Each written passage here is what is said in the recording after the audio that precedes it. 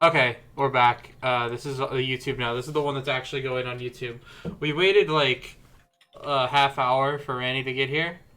15 minutes? I don't fucking know. Now we're actually gonna fucking start reading. I said I'm sorry. I thought you were gonna come back and eat on stream. No, usually I would, but here's the thing. Whenever the entire family is out there eating, we have like an unspoken rule that you have to stay. How was I supposed to know that they would be there?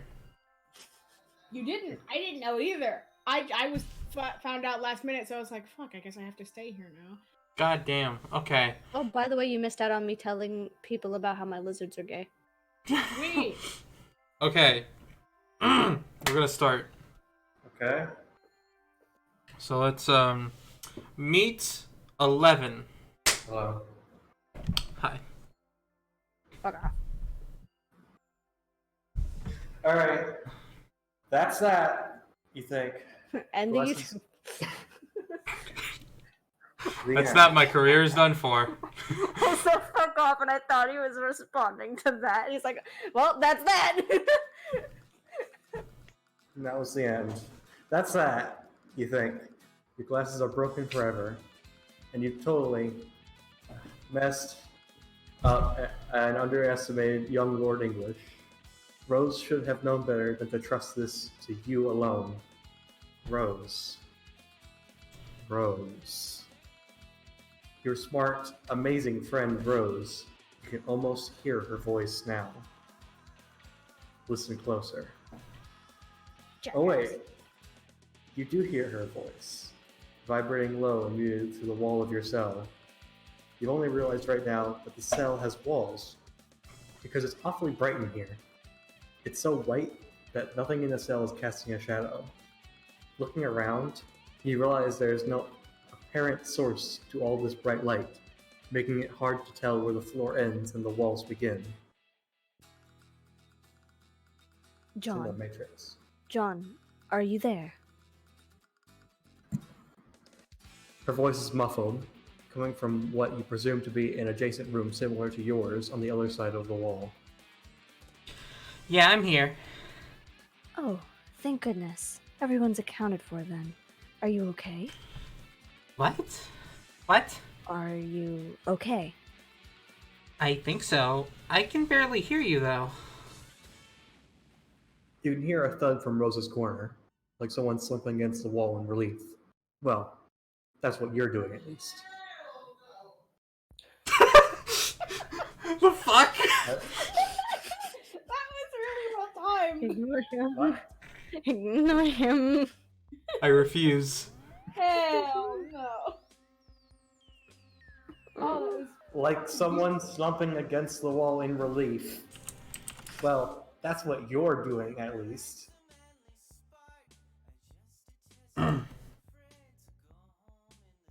Oh shit, sorry. Hey? Hey. Yeah, I'm fine too, but this is kind of dorky to say out loud, but I don't feel time. That's not just me, right? You guys feel it too, or don't? Yeah, I mean, there's obviously space inside this box, but I can't do anything. It's like I'm blind. The noise outside the juju grows. Something sharp and metallic splinters above and rains down on top of the chest. Wait, did my future self say it was we had to do what? Wait, what did my future self say it was we had to do? She never really... What? She can't hear you. She never really told us what we had to do exactly. Just what was going to happen, in a really loose sort of fashion. Does that mean we're stuck? The metallic noises rain down harder, drowning out Rose's attempt at being loud. Plink, plink. There you go. Now I can't hear you! Try using less words! Hang on, I got you on this one. I'm just trying to do soft ones in the background. Is it that loud? They're both It He has really good scream. ones. So I would Like- imagine so. The length of the silence coming from Rose's corner communicates just how difficult a task that is for her. She said the juju would get loaded and unloaded. What? So, I mean, it just got loaded, I think, with us. So? So I don't think we're trapped in here forever. We'll be unloaded from it at some point. What? I know it's all a bit abstract, but... No, I just can't hear you. John, you suck at yelling! Ah! Oh, this is a wonderful chapter. You stop trying to cleverly reassure the worried teens for a moment and just think. Now you understand defeating young Lord English was never supposed to happen. Not the way adult Rose was implying it would. You surmise the other 14s remaining outside of Juju were the ones meant to be tasked with his defeat. And judging from the cacophony still emanating from beyond the walls of this house and its confining chest, they are taking the task seriously. But what does this mean for the four of you? You tried to picture what's going on in the battle outside, but it's not easy. Use your imagination. In your imagination, the battle is quite vivid and exciting. The coolness of the action in your mind's eye is belied by the actual sound effects booming all around you, which you can only describe as vaguely stupid. There's a lot of hysterical screaming, which, if you're not mistaken, is coming exclusively from the male combatants. There's a sudden swelling of energy that speaks to a vastness behind its power source. Almost an outrageous bubble of pure hope were enveloping the stage. Is how you would describe it if you didn't mind sounding ridiculous. Then you hear... It can't be. Horses? Wait, horses? No, not simple horses of flesh and bone. These horses are metal. If we're to believe they're horses at all. Okay, stop using your imagination. This isn't getting you anywhere, and clearly your silly imaginative whims aren't doing the slightest bit of justice to the actual awesome things taking place out there in the heat of battle. Frankly, your theorized skirmish lost the handle of any legitimacy it might have had the moment you started thinking about horses. You figure no one will ever truly know what's happening out there. You doubt anyone would even be able to handle how incredible the raw, unfiltered account of this teen brawl actually was. And it's probably for the best. As you slip out of your fanciful conjecture, which may or may not have included a mechanical horse ambush, you overhear Dave from one of the rooms below you, raising his voice to speak to either of you or someone else. You're not sure. You place your ear on the floor again. He's speaking to Jade. They're attempting to reminisce again, to the best of their ability to do so while shouting through a wall. Once more, you briefly reflect on the team versions of your friends, and all the questions they must have for you. For each other. What would you even say to them? Would you want to tell them about the happy outcomes, knowing they might never get the chance to experience those things for themselves? Would you tell them the sad outcomes, thus reinforcing their insecurities and suspicions that they may never truly be capable of living happy lives? You're not even sure if you could handle it, if you were Teen John. You'd have too many follow-up questions, which adult John in no way was prepared to answer. Would you tell them that what's up with Roxy and Calliope, again having no real grasp yourself over what's up with them? Would you tell them Dave and Carquette live in a hive together watching TV all day, and Jade maybe kind of sort of lives there too, but nobody quite knows what's really going on with that? Would you tell them about Terezi? For some reason, her name feels like nails in your heart. It makes sense, you guess, because there's a lot of sharp letters in it. She had sharp teeth, too, and sharp elbows. Sharp words. Terezi Pryor was a sharp girl, and maybe what these sharp feelings are trying to tell you is you miss her more than you realized. She wouldn't have let you neglect relationships with certain friends for so long that you missed whole chapters of their lives. She wouldn't have put up with you moping around with these salamanders for so long. She wouldn't have kicked your... Pass. For being such a loser about everything. She wouldn't have poked you in the forehead and called you insufferably lame and told you to pick up the darn phone. Really? Listen, Damn! it's a swear word Shut in up. Shadow the Hedgehog, so it's fine. I can't say it. Continue reading. Oh my You God. would have called her a weirdo and pretended you hated it, and maybe you would have believed it. Damn. But now, sitting here in this white little cubicle, contemplating your regrets, you don't think you have hated it much at all. Would you tell the teens that? You'd probably never tell anyone that, not even her. Another arbitrary thought hits your brain, completely unrelated to the subject of Terezi, or what you would or wouldn't have told a bunch of incarcerated teens, or so you think. Am I depressed? Yes. You ask aloud, quietly enough that your friends cannot possibly hear it. All the question does is crawl back down your throat and burrow into your gut like it lives there. And it does live there, because as it turns out, you're really depressed. Fucking. You're just a giant, wet meat sack of self-involved misery, and all that big, wet, meaty ooze drips out of your mouth every time you open it. All the time and space in the world isn't making it better. It's something you should have been doing for yourself instead of waiting around for things to get better. Well, screw waiting. It's boring as hell. You're John Egbert, after all, immortal creator of worlds and the only man ever to completely transcend the partitions of canon itself. You've got these powers, remember? You hold up your hands and form a rectangle with your fingers and reach outside yourself, outside canon, to the place your retcon powers come from. You focus, you strain, you contemplate with all your might, place you can zap to, any place but here. You wait and wait, and wait, and nothing happens. You slump down against the wall, your despondence eagerly greets you again, like an old friend, ready to pat you on the back and say, good try, man. I'll always be here for you when you fail. Thanks, dude, you think?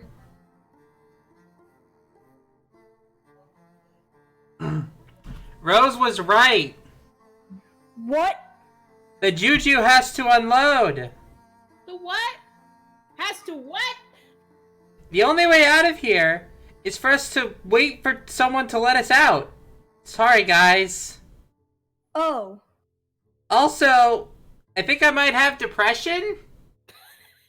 What? Fuck yeah. What? Fuck yeah. So, Oh, that was a good chapter. what did we all Who? what did we all think of that, gamers? I like that one. What? To the We're who? not in To the what? actual juju, Hadron. Slim Shady. Yeah, they are in the juju. No, Yeah, I they're meant juju. Hadron and me. No, I was making Oh. a reference. Oh, I see. There's four of us in the call, and then Four? Sky's the one fighting Caliborn. Yeah, that's how it works. The Yeah. one. No, Sky's Briscoe. She's gonna let us out. Oh fuck! Oh shit! Alright, anyway, I got plugged in my laptop. It's freaking crying. It was alright. I like the part where he's sad. You know what I mean? I like the I like You know, the. the part You like where anyone's happy. I like when they're yelling. I like I- the yelling too. I like. Do I have depression? Yeah, no, yeah, that one was pretty good. All Can't right. wait for this next chapter. Cool. Let me just. This is a bunch of dudes. Please just let me fucking edit the text like every It's other program all on Earth. me. Except for Jade. All right, meet 12. Hello. Hello. I got it, man. I got this. This is all you and This me, buddy. is so much of me. So, we gotta hit Jane right in her neoliberal austerity measures. We're all agreed on that, right? Uh-huh.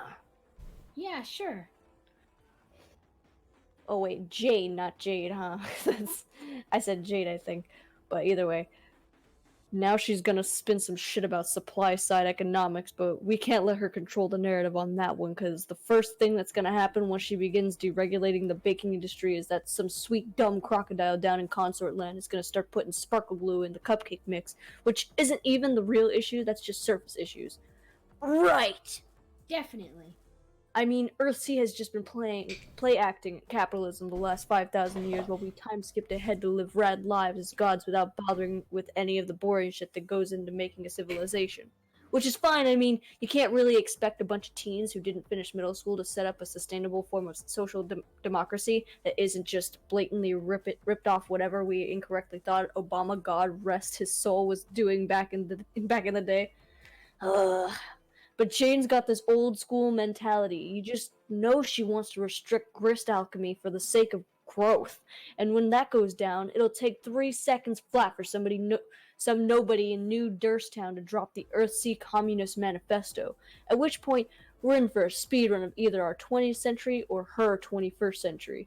We're gonna glitch under the map straight from Marx to clown dictatorship, which also isn't the real issue. Oh yeah. Of course. Are you two even listening, or are you just making noises with your mouths? How dare you! I can't believe I'm being accused by Dave Strider, reigning emperor of spewing endless verbal diarrhea directly into my innocent ear ducts every day of my fucking life, of making thoughtless mouth noises. Jade, are you hearing this? I'm scandalized, especially when there are much better things we could all be doing with our mouths.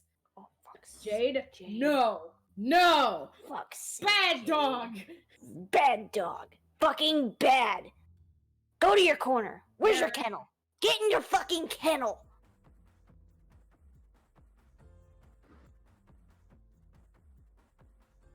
We need somebody. I agree. Okay, I'll do it. Oh, Dios. Oh, Dios mío. Damn it, Jade! I can't believe you shit on my carpet. All right. There are better things we could be doing with our mouths, like eating ice cream. And that's definitely the thing I was going to say. Okay, I'll read the narration again. That's fine. Okay. Give me more. Oh god, hold on, I'm getting sick again. Okay. It's been a really nice day they've been having, and then Jade had to go and say something like that. The air in the hive changes in a way that is palpable, in a way that she can't seem to accurately gauge, despite having both superhuman and super dog senses. She's lying on her stomach on the floor, chin in her palms, glasses slid down to the tip of her nose, kicking her legs in the air. Elements of her outfit resemble her god-tier jammies.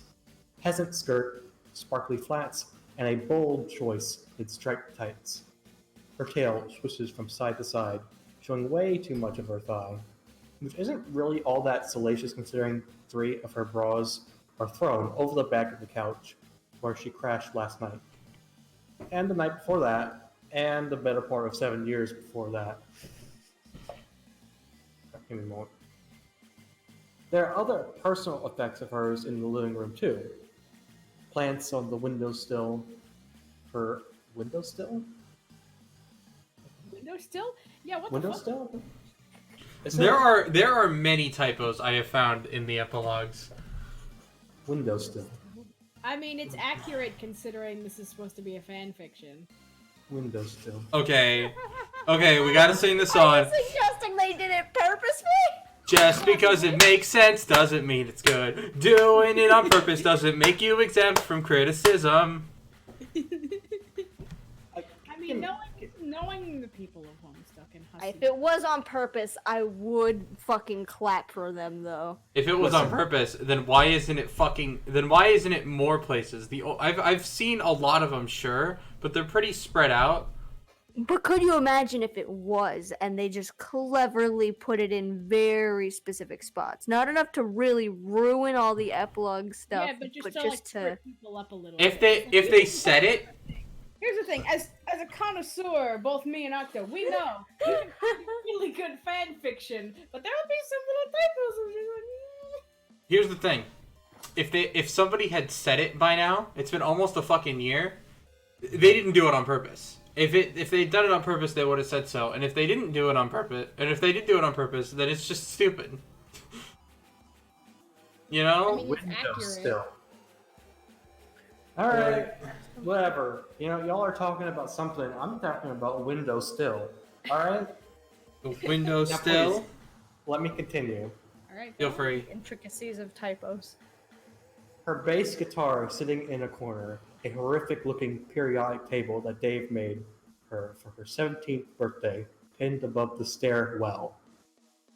He typed it in Comic Sans and even deep fried it to oblivion with JPEG artifacts. Oh my god. Everyone in this room knows each other way too well. So what happens next goes a little like clockwork. Says Karkat for like 30 seconds straight as he retreats to the bulk of his sweater. Infinitely sinking. Oh, he's getting smaller. He scoots a half foot to put his back against the couch when Jade pushes her glasses up the bridge of her nose and looks at him. And Dave, with his preternaturally perfect timing, sweeps a hand over his tablet to bring up a new PowerPoint slide on the TV. He returns to his Comic Sans written political presentation, gruesome artifacts and all, with the grace and proficiency of a man who has diffused an awkward situation in his own household many times per day, every day, for many years. Anyway, we all know the real issue is troll reproduction. This election season is gonna be so jacked up with dog whistles, Jade will never sleep again. Woof. Yo, get ready for the top propaganda hits of the year. Alternia. Brutal Eugenics. eugenics-based space dictatorship. Not untrue. Troll Homeworld. Lord of the Flies nightmare scenario where kids murder each other just to get the chance to get to grow up and murder other aliens instead. It wasn't that bad. Actual names of professions on Alternia.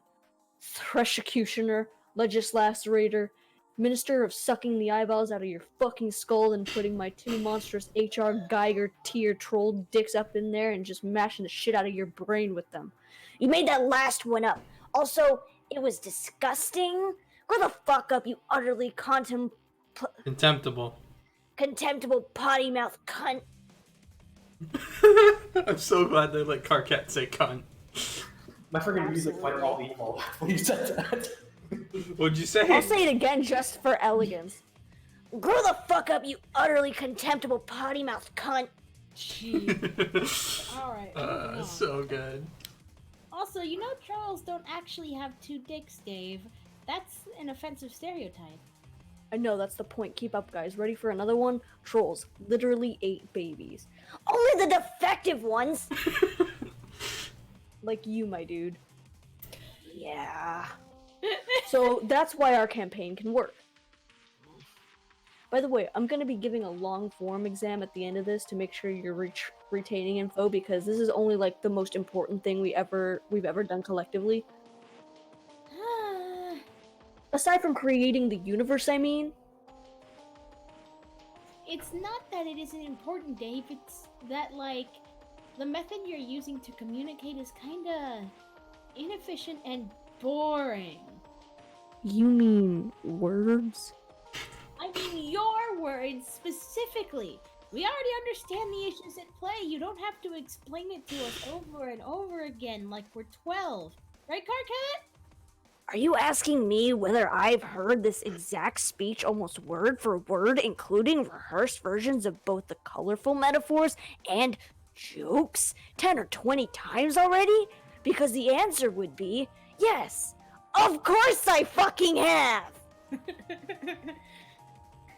Karkat elbows Dave in the thigh, a move that is obviously meant to be an action of pure brotherly jest. But instead it comes off as affectionate and overtly intimate. Jade's clever eyes don't miss this. Her pupils follow the motion of Karkat's arm, and then they follow the movement of Dave's mouth as he smiles in what he probably thinks is a totally neutral expression that reveals exactly 0% of his true feelings towards Karkat Vantis. In reality, This veneer is as thin and transparent as cellophane. He is the only person who can't see through it. Jade does some calculations in her head. 2 kinds of calculations, in fact, mathematical ones and personal ones. So, do you want a projection of her first year's hit on the economy down to the decimal with a 0.3% margin of error? Because that's a thing I can do if it'll make you stop talking about this stupid election for 10 minutes. Damn, hit me up, girl calculator. I don't think you're wrong about Jane's plans. Girl calculator. She proceeds to dazzle the 2 boys with explications on complex math utilizing taxation rates, GDP figures, and some... I can't say that word, not allowed. Damned! Thing called the Laffer curve, which she easily could have just invented to own them both. But the truth is, she cares too deeply for these boys to fabricate silly-sounding economic models on the spot in order to make them seem foolish in front of the camera later. The thing Jade Harley is... Freaking hate this word. Hold on. Y'all are getting muted forever. So I don't have to hear. Yes, forever. Thank you. What was I reading? I don't remember.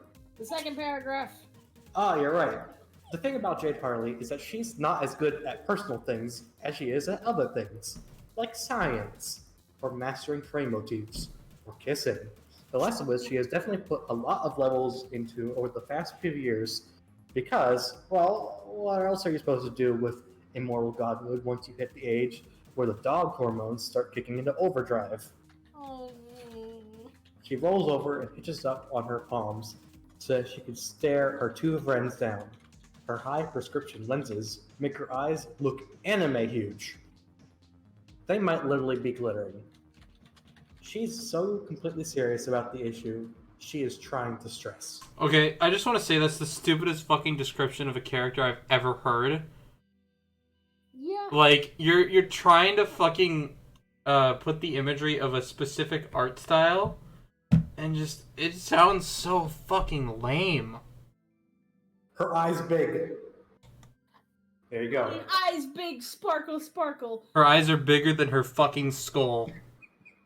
Oh god, it's the anime dilemma where their eyes are the size of their brains. Well, it's easy. Their eyes are actually just a plate. She has Invader Zim eyes. Oh no. Anyway. So now that that's all out of the way, it's time to get real, you two. That wasn't an invitation for you to make a pun about having all the time in the world or whatever. It was you were going to say. Oh. I'm about to lay on some cold hard evidence, so pay attention. Oh, hang on, let me get a pen. Evidence about our relationship. Fuck! Oh no! Oh boy! Oh, I'm not ready. You let me live in your hive when I'm in town. I can't believe. I'm pretty intimately entwined in both your lives. That you're just talking about this? And you don't disengage from about 82.234% of my flirtation. Wait, why the fuck would you keep track of something like that? So, are we doing this or not? Doing what? Dating, dummy! Oh, that is a complicated topic in my culture that I'm not sure humans are equipped to talk about. Also, totally unrelated to the economy, which, not gonna lie, is the only thing I want to talk about for however long it takes for this other conversation to stop happening. So say no! Well, I'm not just forcing this conversation for my sake, it's for you two as well. I mean, after all this time, have you two even kissed yet? what? Why would we kiss? That's You. I mean, he's Dave. And I'm Carcat. Oh my god. Oh god, it reminds me of that freaking ad. Oh yeah, Volume 10. the fucking, oh my god, that's my favorite. Oh, that's Am I doing good switching? No, you're beautiful. Keep this shit up. You're doing great. Thank you. Yes, Thank he's you. Dave, and you're Carcat, and everyone we know always calls you that, Dave and Carcat. I can't remember the last time I heard anyone mention one of you without the other. The two of you have basically been together since your days on the meteor. It's so obvious. Together, yes, as friends. Yeah. Very close friends who understand and support each other on a deep and empathetic level that goes beyond hate or pity. You could even say that our relationship transcends quadrants. Yeah, not gonna lie, Carcat, but that sounds totally kinda gay. Oh, you humans and your unfathomable gender-based quadrants. Jade face palms. She does it a little too hard and slams the bridge of her glasses into her forehead. Ow! Anyway, weren't you dating that Carapacian couple last time we checked? Jade drags her hand down the bottom half of her face and sighs. Yeah, for fun. I'm 23. Don't you think that's a little old to still be dating for fun? Wait, you say we aren't fun? When's the last time either of you left the house?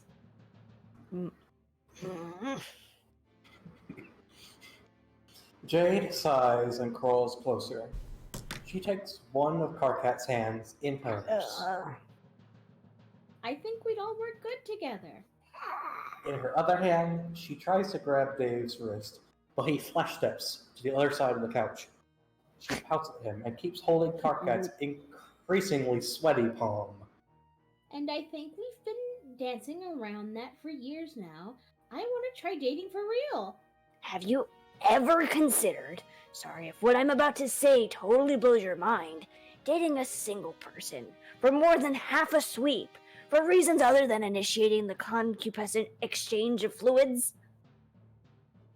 Jade's grip on Carcat's hand gets a little too tight, but her big tooth smile remains flawlessly pleasant. It is a common sort of exchange between them, and could be easily considered flirtation on several different metrics, especially considering the history between them and the sheer level of black flirtation that Carcat accidentally indulged in during his insecure youth. He doesn't even pull his hand away. Okay, first of all, don't slut shame me, fuck ass. Second of all, that's what I'm trying to do here.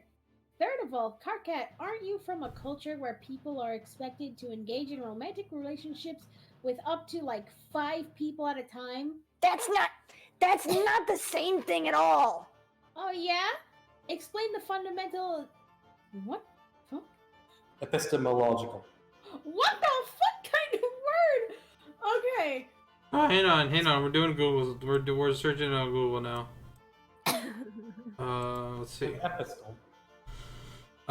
Relating to the theory of knowledge, especially with regards to its method, validity, scope, and the distinction between justified belief and opinion.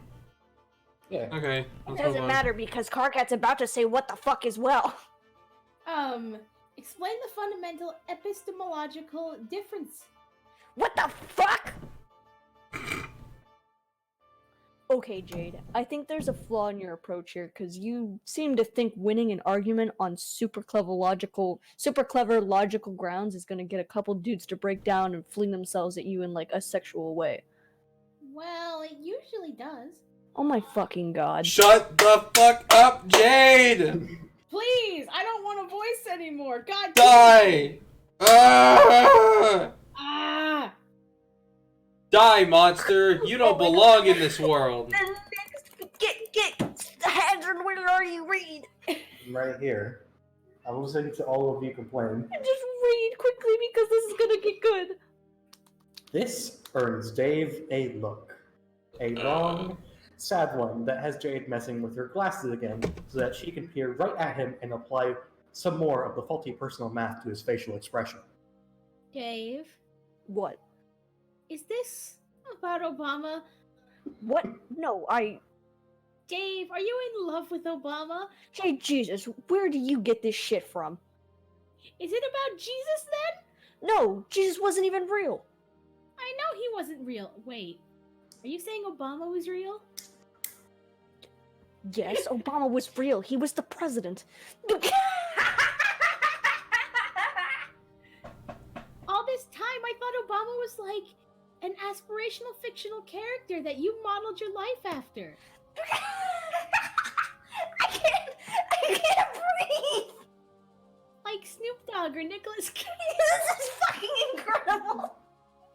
They were both real too. I know that you grew up on an isolated island in the middle of nowhere and everything, but didn't you have like access to the internet? Wow, well, I'm sorry I wasted my whole childhood filling my head with pointless things like astrophysics and scenario numeral systems that allow me to do complex equations in my head. Oh, I'm so smart. I have such a big brain. No, Oh. dude, that's Brain kind of Jade. fucked up. Carcat, stop laughing. Jade's fucked up childhood isn't funny. Yes, it fucking is. Also, screw you for saying it's not funny. Why is it like some sort of tragedy how she was raised? Because she was raised alone by an animal? I was raised alone by an animal. Fuck off and let me enjoy this. This is so fucking good. This is My name is Jade. Also, to an extent, Dave was also raised alone by an animal. You know, you're not wrong. Oh my god, yes. Yeah? Did you say yas? No, I didn't say yas. I said yes. Yes? Yeah. He said yas. Yeah. But no. Yeah. Animal? Yes. I guess. Yeah. I was just joking about how bro is not a good person. Yes. You're right. Give me a moment. Okay. Okay, that was a moment.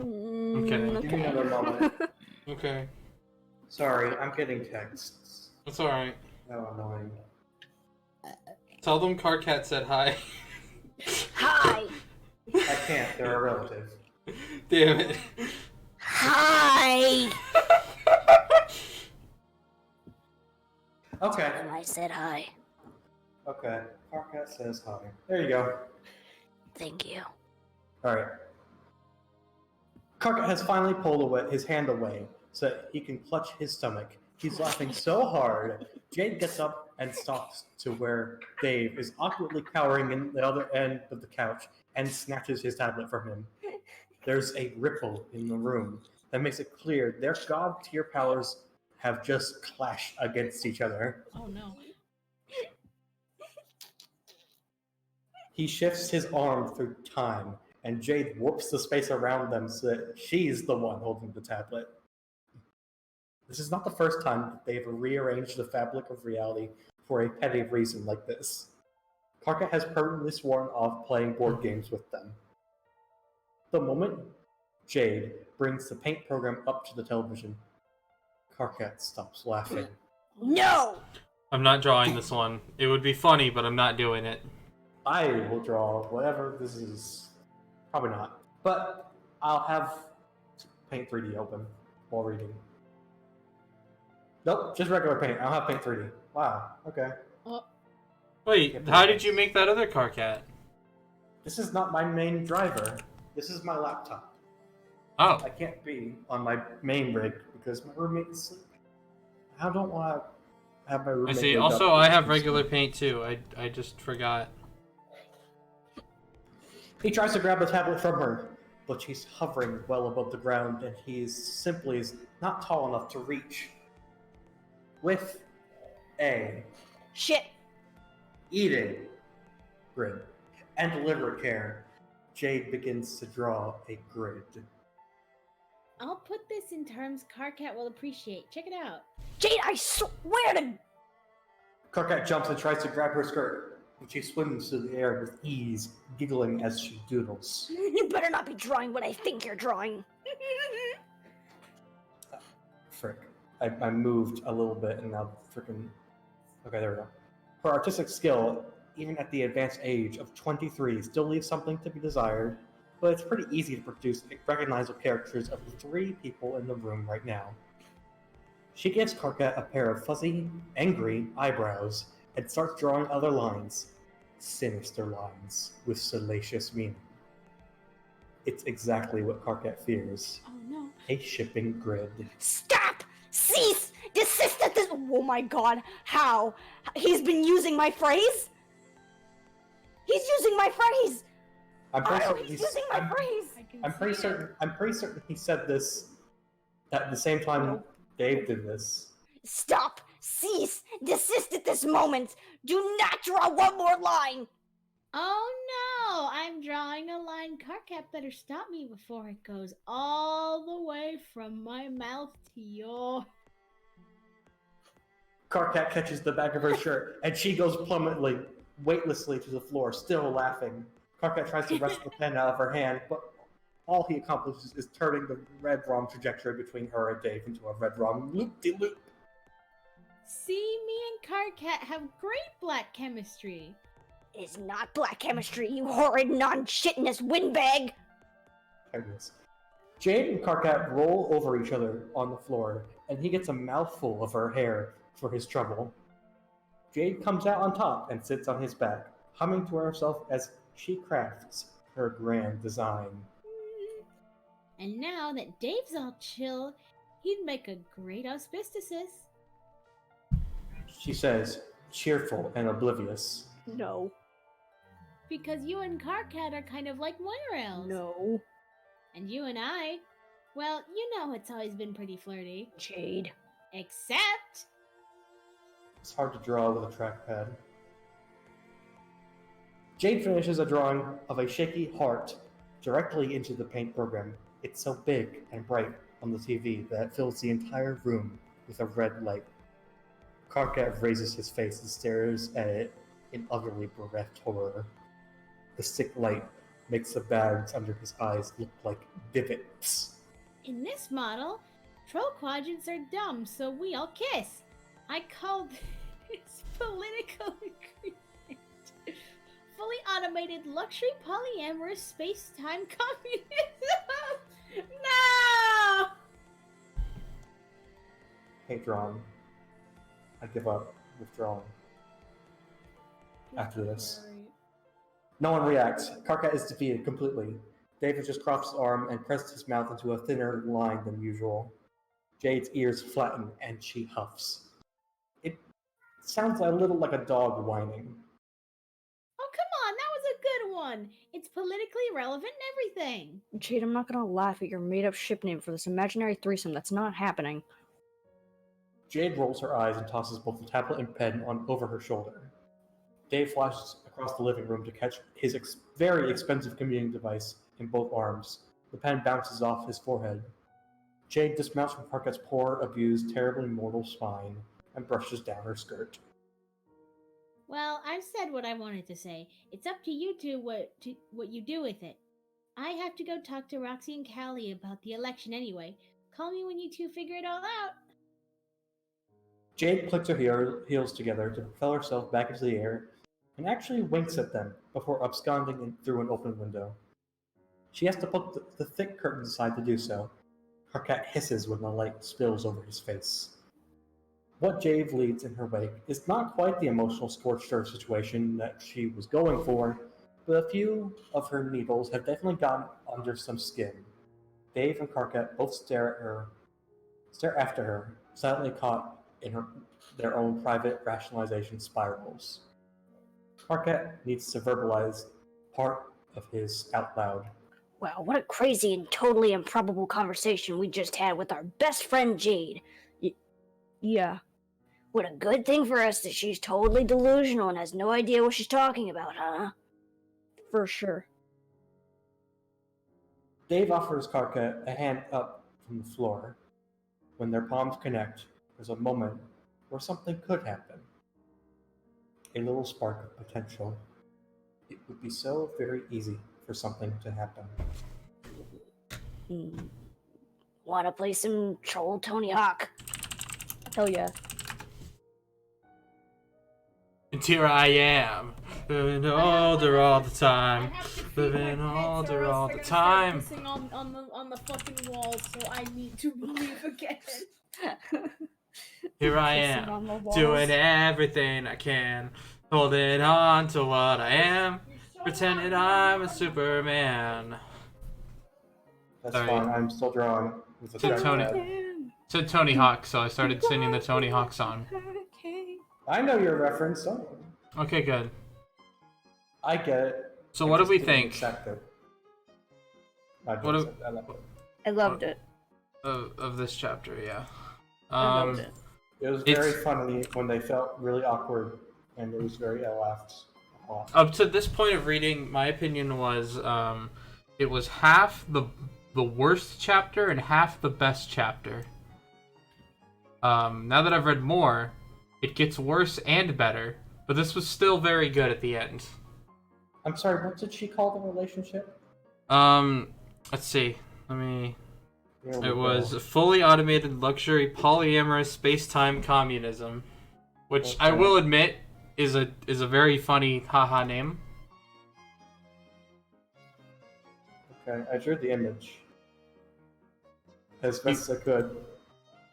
Show me. Can I trace this? I can.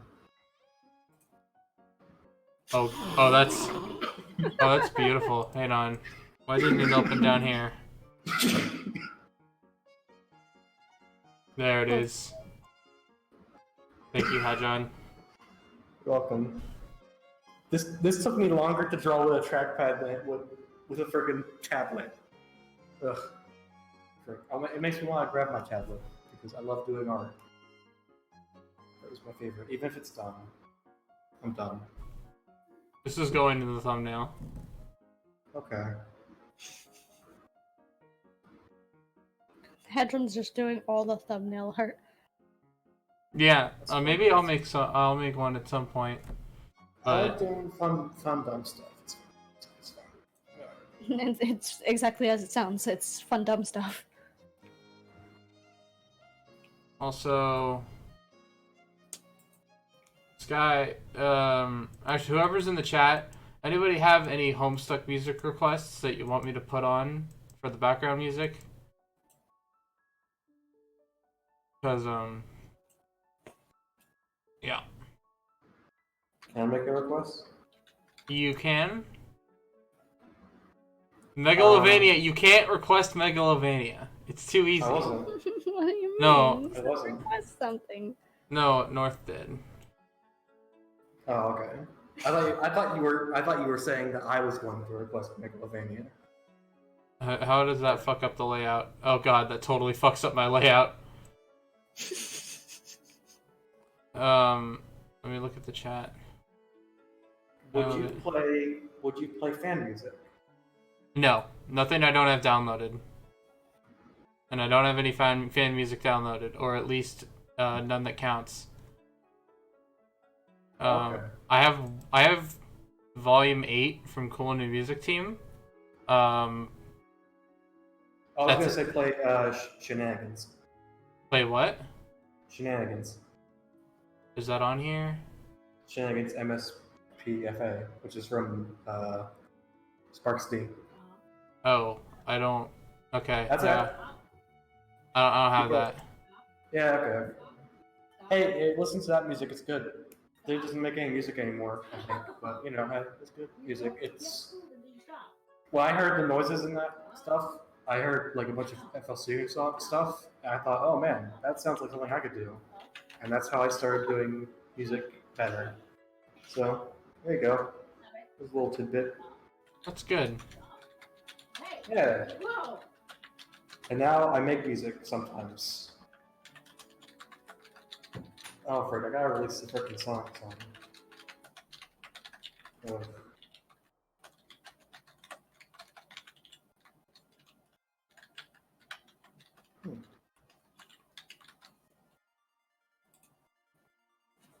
I like how you turned Jade's lips into kind of a spade. I don't know if that was intentional, but Every single thing in that drawing is unintentional.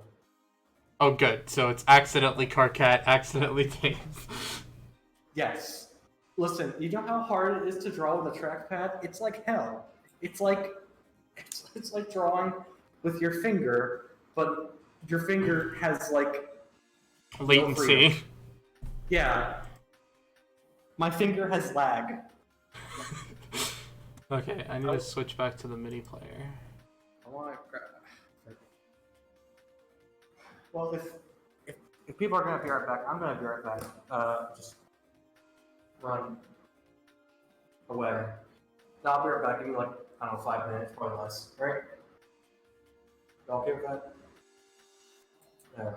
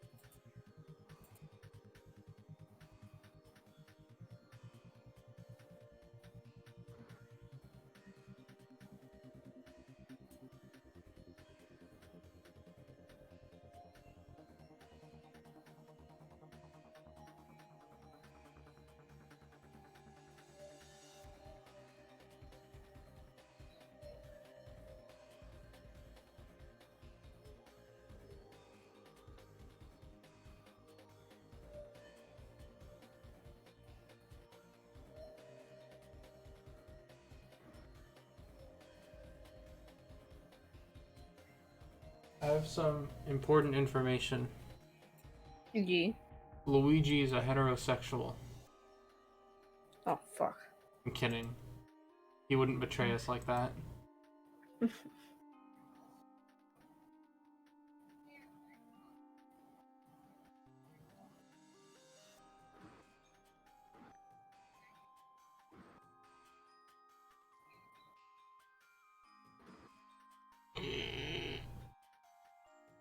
Just cool normal noises.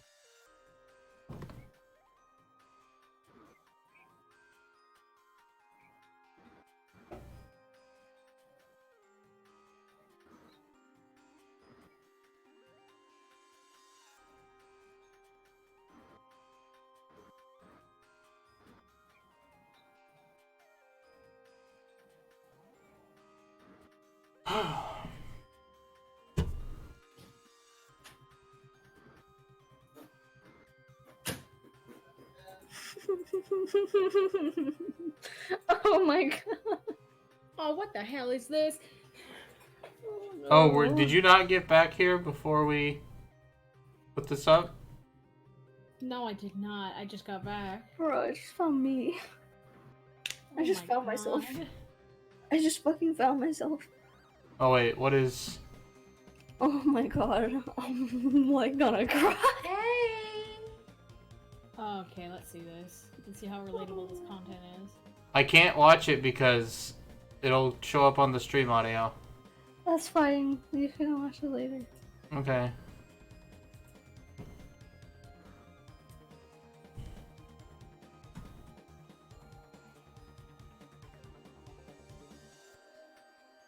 How's everybody doing tonight?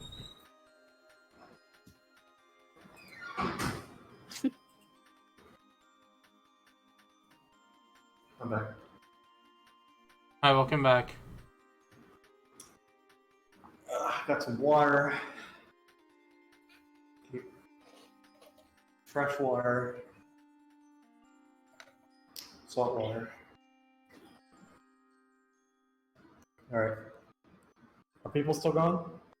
We're still here. Or we're all here now. Yeah. We're all here? Hello.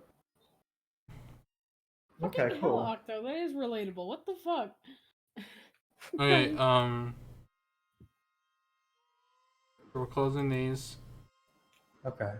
And now, Do we give a rating? huh? Do we give a rating? Oh yeah, what were our thoughts on that last one? I already gave my thought. Oh no, I already did the ratings for the meat. I mean, that one was alright. Some of the Jade bits were like, please don't. Oh yeah, it was bad. I was very happy with the Karka and Dave stuff. I already... People get angry. Right. Not because of the voice acting, because I actually just like them. Yeah. I said this before already, but when I got to this point, my opinions were at that point it was the worst chapter and the best chapter. The first half is the worst, and the second half is the best. And so Wait. they balanced out. Wait a Wow. fucking second. This is 13? I thought this was... Okay. Doesn't matter. Doesn't matter. Okay. That's cool. So this is, I hate this one. I think it's really fucking stupid. Octo, Yeah. you want to narrate? Sure thing. Be John again. Meet 13. Hello. Hello. Be John Oh. again. It seems as if you're attempting to be John again, with the expectation that we might spend a little more quality time with him in his cubicle of misery and self-loathing. You guessed we might really start to unpack his depression issues. Get to the bottom of all that. Well, nice try. John can't be here right now, because he's stuck somewhere in the harrowing nexus between canon, post-canon, non-canon, outside of canon, and fanon. He also can't be here right now because, for the time being, we're done wasting our breath on such a sad loser. It's well overdue for the true hero of this tale to take center stage. Sorry, I'm just okay, let's carry on. Briska! I hate this. It's so fucking Lord stupid. English stands before you in all his time-eating, universe-ending glory. You rode in here like a total badass, and now you're presiding over a whole host of ghosts ready to throw themselves once more into the maw of this final battle. You know that this isn't your battle to win, but you are definitely the sign of the tide turning. Hell, you are the tide! This whole thing would have been pretty dismal if you hadn't shown up with the treasure chest containing the ultimate weapon. Not to mention your flawless defeat of an obstructionist, hectoring orange man who, for reasons you cannot begin to comprehend, seemed to be obsessed with you. You have already executed what is probably the most important tactical maneuver ever performed by a hero in the history of heroism. You deployed the white house-shaped juju from the red chest. It grew to an enormous size, slammed down on whatever was passing for the floor in this esoteric battle environment, and a door materialized on its surface. You now stand off to the side, looking especially pleased with yourself, waiting for the legendary weapon to unload itself toward the hulking tyrant. You've now got two bitches of either gender at your side. Your main girl, Mina, who you stole from that embarrassing past version of yourself that you owned so hard. You bet she's probably still crying. And Tavros. Not just any random ghost copy of Tavros, and which there appear to be thousands. Your Tavros. Specifically, who's been pathetically trailing after you like a lost bark beast since you showed up. It'd be hard-pressed to describe what's happening right now. If they sent a poet, maybe he'd do a better job of it. But they sent someone who's actually useful instead, so you'll give it a shot. It looks to you like the complete obliteration of space and time, the end of all things, the disintegration of literally thousands of ghosts. And no doubt your admirers out there would love it if you described it all in painstaking detail, but you're not an executionist. You just call it like you see it, and what you're seeing right now is pretty awesome. It's such lame writing! It's written so lame, I'm sorry. Observe Lord English. Kind of an overworked character design. You'd think of yourself if someone showed you a drawing like this on their flarp sheet, you'd probably be obligated to immediately kick their ass. There's a lot going on, from his vein-popping muscles to his 8-ball eyes, to his pirate leg and his ostentatiously bright gold pimp cane. Years ago, you brutally criticized Terezi for adding a dragon head staff to her Red Glare cosplay. The argument that ensued was so bad she didn't talk to you for an entire week. Now that you're seeing this, well, you wouldn't apologize to her, obviously, but in retrospect, maybe her accessorizing wasn't so bad. At least she understood the basics of having a simplified silhouette.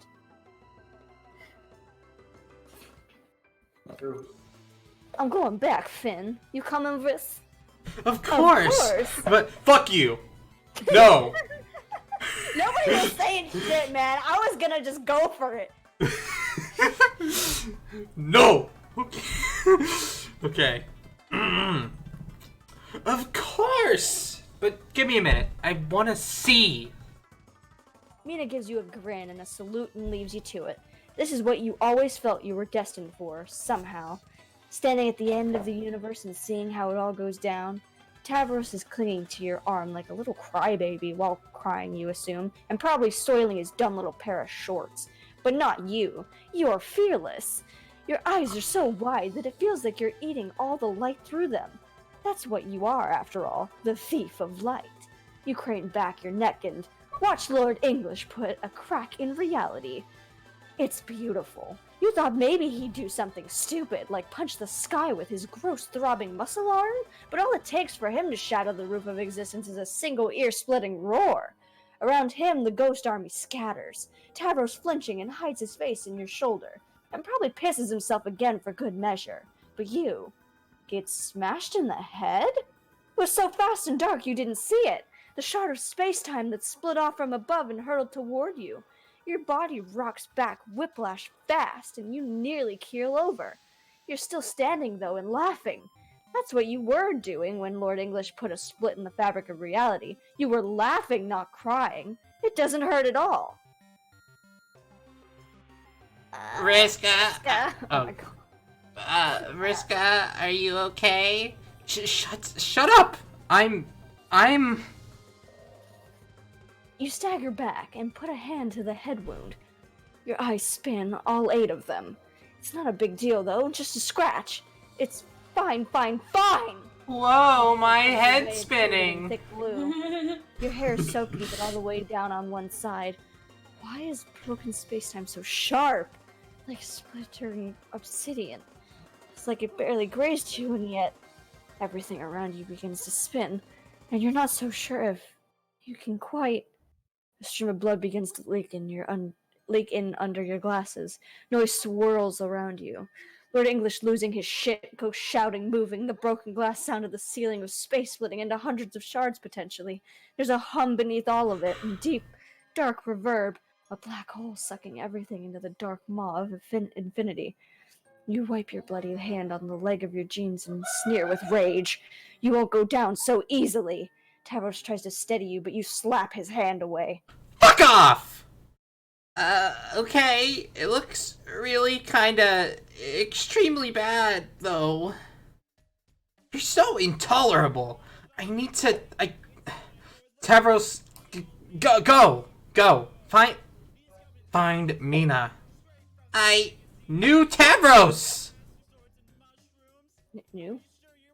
Oh wait, now Tavros! New Tavros!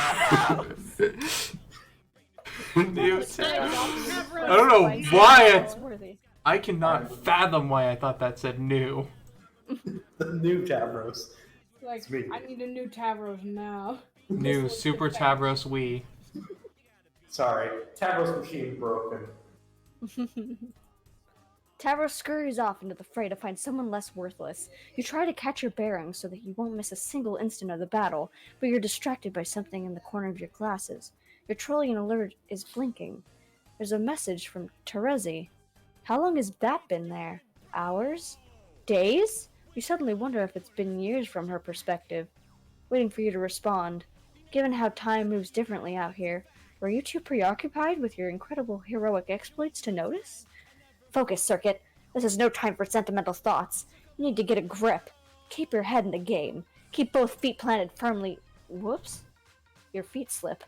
Without Tavros to keep you steady, you lose balance and begin drifting. You try to regain your footing, but you realize you aren't in danger of falling over. That's not the problem.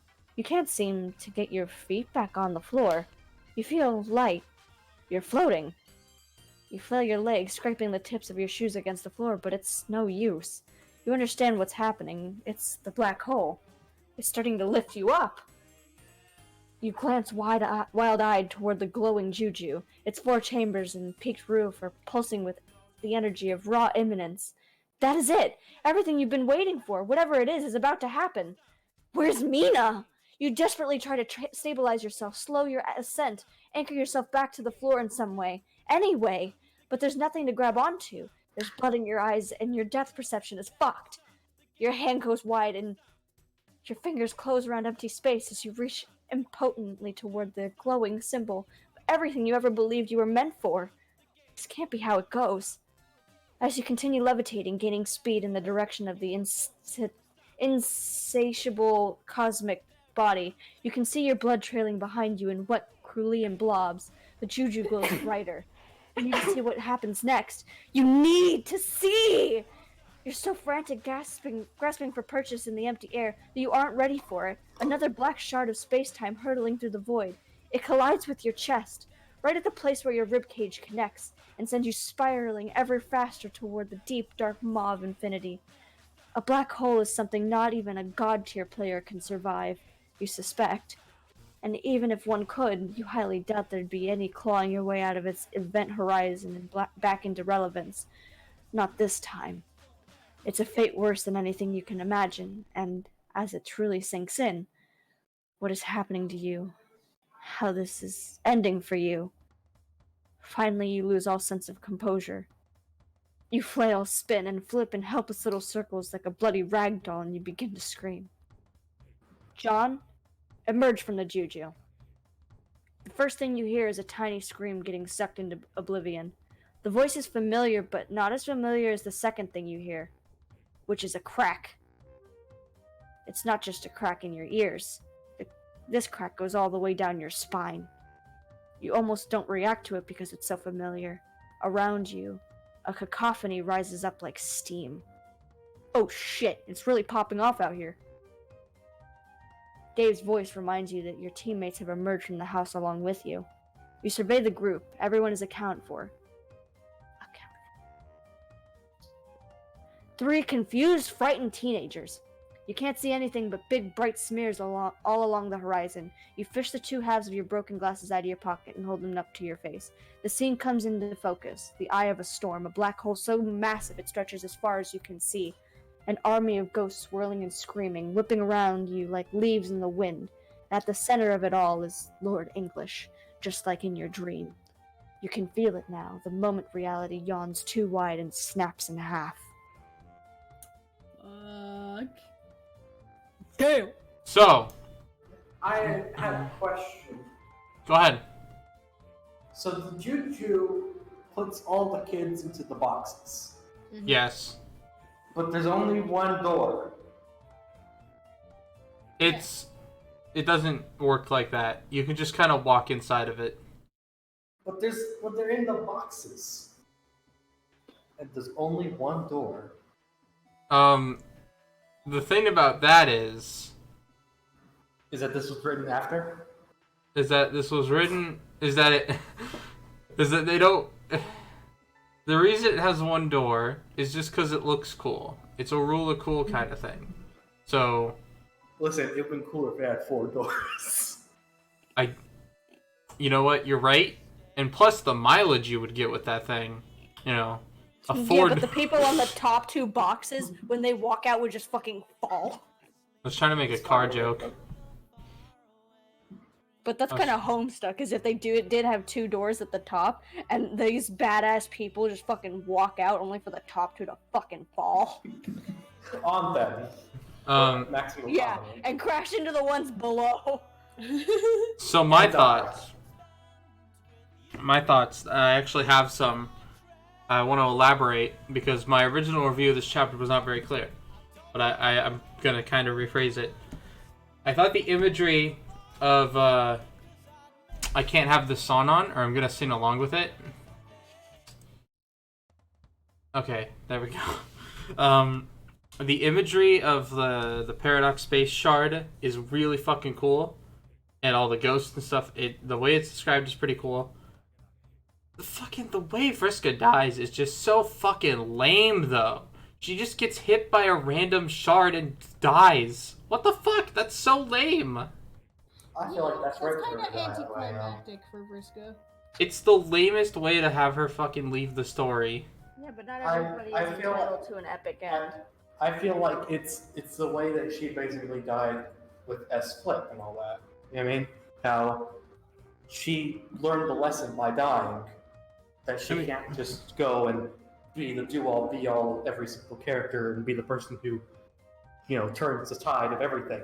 The thing is that she already learned that, and I mean, it was a different version of her, but she already learned that lesson. but she didn't learn that lesson now that she's alive.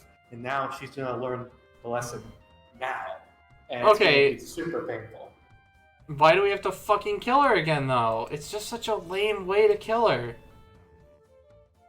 At least let her go I out don't know. I fucking... think it was still a pretty cool way to die.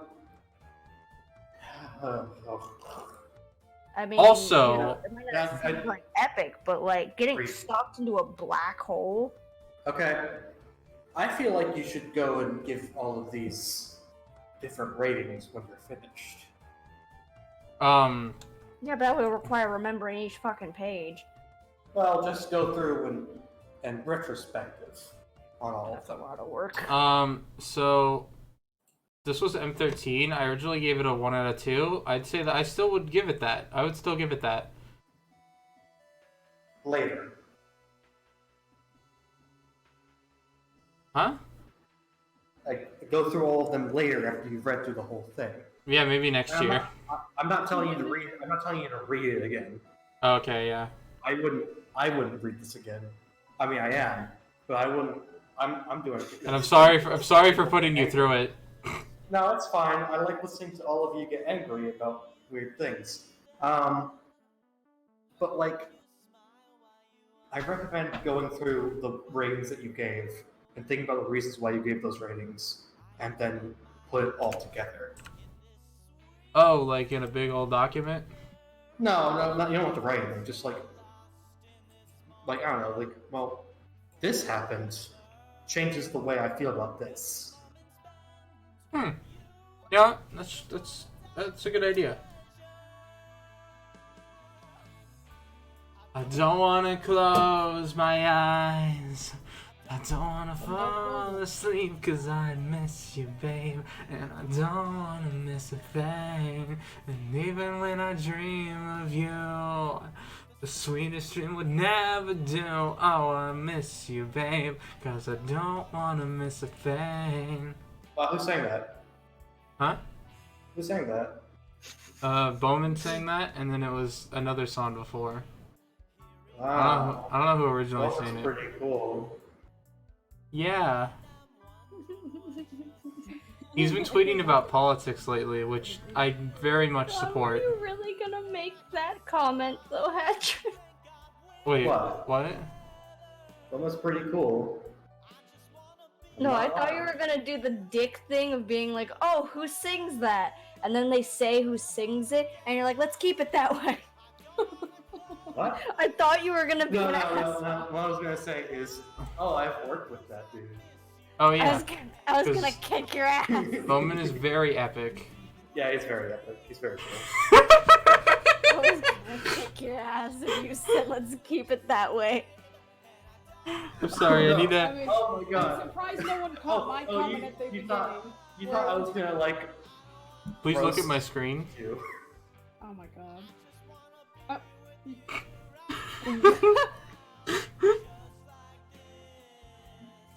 No, I wouldn't roast I'm someone. clicking, it's not working. That's evil. That's evil. Now we have on screen, but it's not. It's evil to freaking roast someone because of them singing. That's not cool. Don't do that. Whatever. Whatever. I'm just surprised no one caught my joke at the beginning. Where June was like, I don't want to close my eyes. Well, don't close them.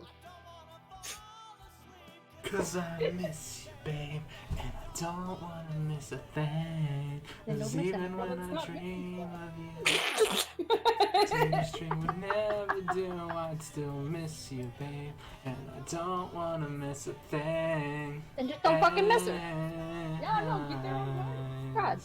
Always show up on time Oh, so you don't miss 'cause I anything. miss you, babe, and I don't wanna miss a thing. 'Cause even when I I think dream don't of you. Don't fucking miss them. You might just be bad punctually, and that's why you're missing things. I've just been listening to lo-fi hip-hop beats with no vocals so I don't get interrupted in my thoughts. This is like the only song on the entire soundtrack that I can't help but sing along to. Okay, Megalovania is starting and we're doing Meet 14. Oh boy! Hello. I'll do it. See Jane and Jake, and I don't wanna. Oh, it's terrible. Let's go. Okay. Jake yawns and knocks on the computer. Or not knocks on the computer.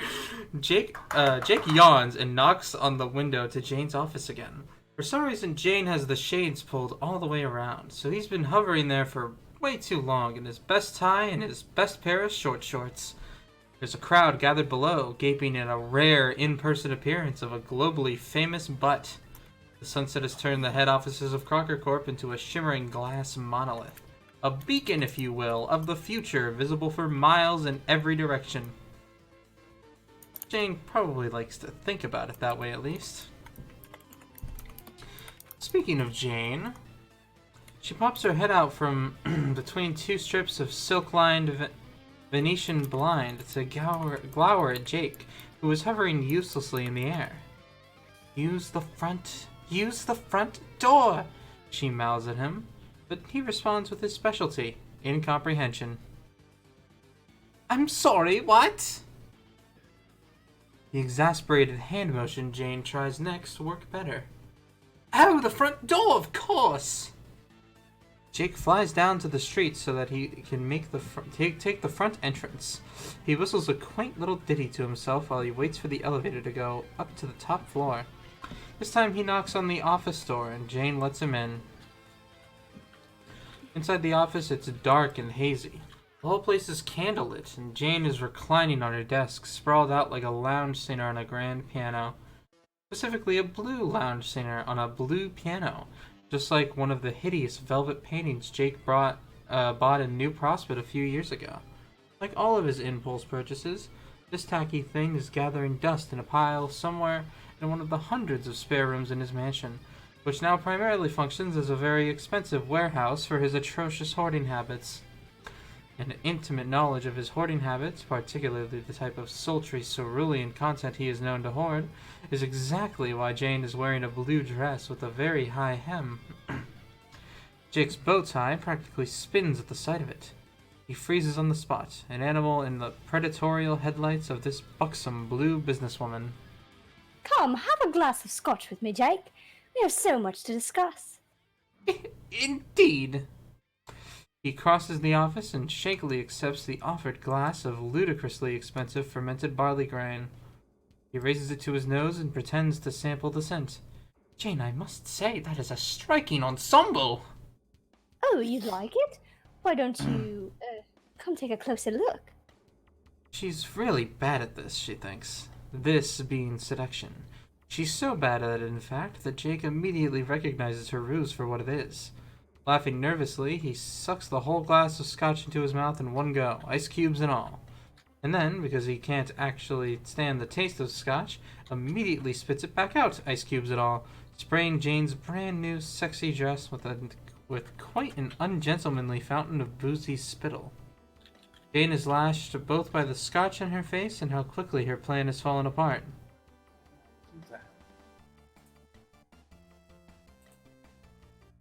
Jake! Pajamas! Oh no, all over my new dress. Jane, I am so sorry. Here, let me help you clean that giggle water off your kettle drums. No, you've done enough. Goodness, you've only been here 2 minutes and already. Why did I ever think? Jane, please, I insist. She tries to push him away, but Jake considers himself to be a gentleman. He helps her to the floor and shrugs off his dress coat so he can use it to wipe her down. She is staring at the ceiling like she hopes it will split open and suck her into a supermassive black hole, so she doesn't have to deal with anything that is going on right now. Some of Jake's scotchy slobber is on her glasses, which is not the place she was planning on having it tonight.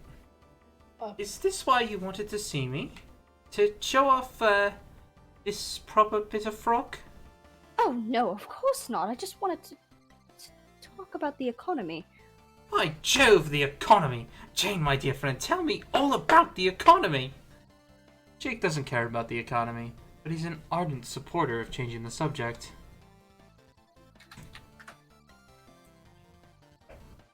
It's doing quite well right now, actually. Wait, is this about the election mock-up? Because Jane puts her fingers to Jake's lip. Wait, what? What? What?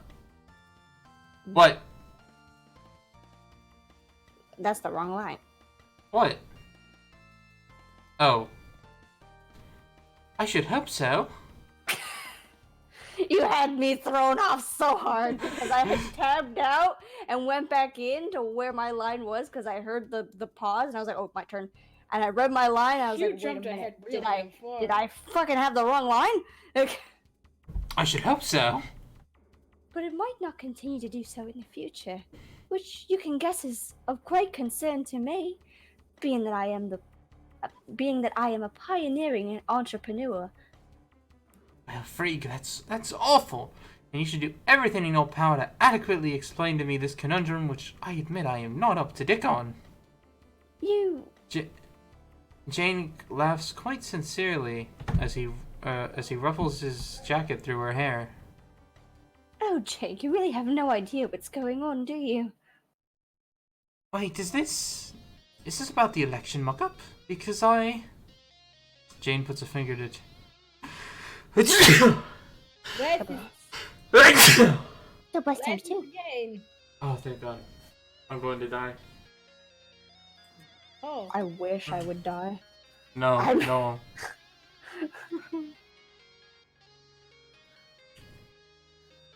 Ah! You good? Yeah, I'm good. Jane puts a finger to Jake's lip and shushes him. It's a very smooth move, a total recovery. He shushes, and she directs him to one of the couches that line her office. They stumble there, his jacket and hands still wrapped around her shoulders.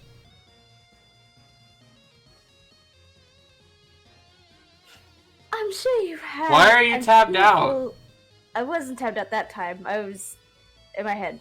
Okay. I'm sure you've had an earful about the election already. I apologize. You must understand that my mind is quite occupied by it right now. But I've been doing an awful lot of thinking as of late. I see. About what? About everything, I suppose. About my life, about all of our lives, and the trajectory they've taken since we helped to create this new universe. You must admit that it's a lot to grasp, and I'm not certain we've all taken the time to truly contemplate our place in it.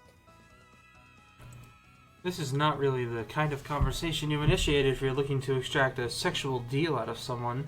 It is, however, the kind of conversation that you might have with a childhood friend who has become somewhat emotionally estranged from you, both so busy with their exciting careers and misuse of their godhood.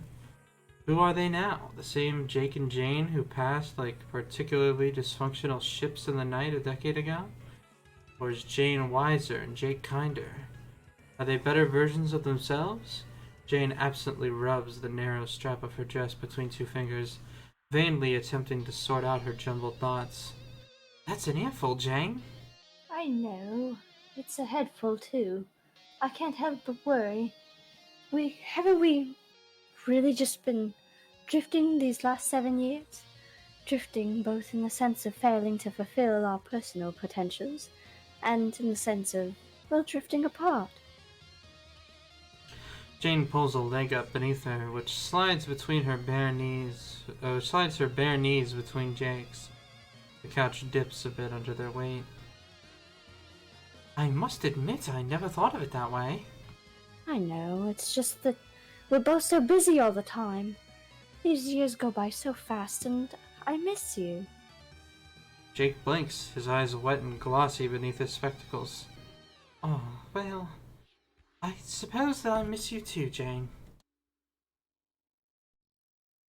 The moment goes from calculated to genuine in an instant. Jake drops his coat and glides his hands down her bare arms so that he can hold her? Yeah, that's definitely what he's doing. Holding her. Not too gently either. Jane really is quite pretty, with the candlelight glittering across her spectacles, her hair damp, her front teeth poking out from beneath her lip. She's so pretty that Jake can't stop himself from sliding a hand up to her neck and using his thumb to tip her face back, but they're staring right at each other in the low light. Close enough that Jane can probably smell his disgusting Scotch breath. And she definitely does smell it, because her cute nose scrunches up until she laughs again. A very small, private noise. A noise just for him. So he kisses her. Very well, if he does think so himself. Dirk has given him a lot of uninvited but incisive criticism on his kissing over the years, so Jake wouldn't be surprised if he was considered the best kisser on the entire planet at this point. Jane breathes in, shocked for a moment, even more shocked when Jake hooks a hand around her waist and pushes her down. She makes a startled noise into his mouth. Then she throws her arms around his neck. It should be awkward, taboo at this point, considering the history between them. But it all happens so easily. Jane undoing Jake's bow tie, Jake hooking his thumb under the hem of her dress, and hiking it up another inch it really cannot spare for decency's sake. There's nothing awkward about this moment, Jake thinks. Two old friends, hot as the blazes, giving in to passion. Who could accuse them of impropriety? Nobody worth their salt in his book. It all makes perfect sense. The inevitable consummation of a whirlwind romance fit for the big screen. Really, the only surprise is how long it took to happen. Jane is a beautiful lady, that's for sure. She always has been, but she's only grown more ravishing as she comes into the full blossom of her womanhood. Smooth, silky skin, thick, dark lashes, full, feminine lips, not to mention curves like the Dickens. It's all certainly conducive to activities of close, phonological proximity to the phrase. Jane's baby soft palm, unmarred by the calluses of deft swordsmanship, slide down Jake's cheek and dip under the collar of his shirt. She caresses his clavicle and then tenderly trails her fingers up the side of his neck, steadying herself as she deepens their passionate kiss. Jane's touch is nothing like Dirk's. Dirk has palms so rough they sting. Ugh. Jane's touch is nothing like Dirk's. Dirk has palms so rough that they sting, especially on skin that's thin and supple, like the column of the throat, right over the jugular. He pulls away from Jane's lip and lifts her spectacles off her nose. It's a motion that still feels practiced and familiar, despite how long ago he'd last had the previous chance. Those rare, intimate moments that Jake was allowed to slip off Dirk's shade and look upon his face, unobstructed, stand out more clearly in his mind than any other in his life. Jake swallows. He can't stop thinking about how Dirk kissed him last time they didn't hook up, which is the thing that, of course, didn't happen. So how can Jake possibly be thinking about it? Is it just some sort of Pavlovian response that's making his heart race like this? He does his best to push the untimely thoughts away, but his fingers tremble as he sets Jane's glasses aside. Jane gazes back at him, cheeks flushed with desire, eyes dark and alluringly coy. All her features are round and soft, welcoming, smoothing, the kind of face that makes you feel like you've come home. Dirk is the exact opposite. Long nose, thick eyebrows, pointed features.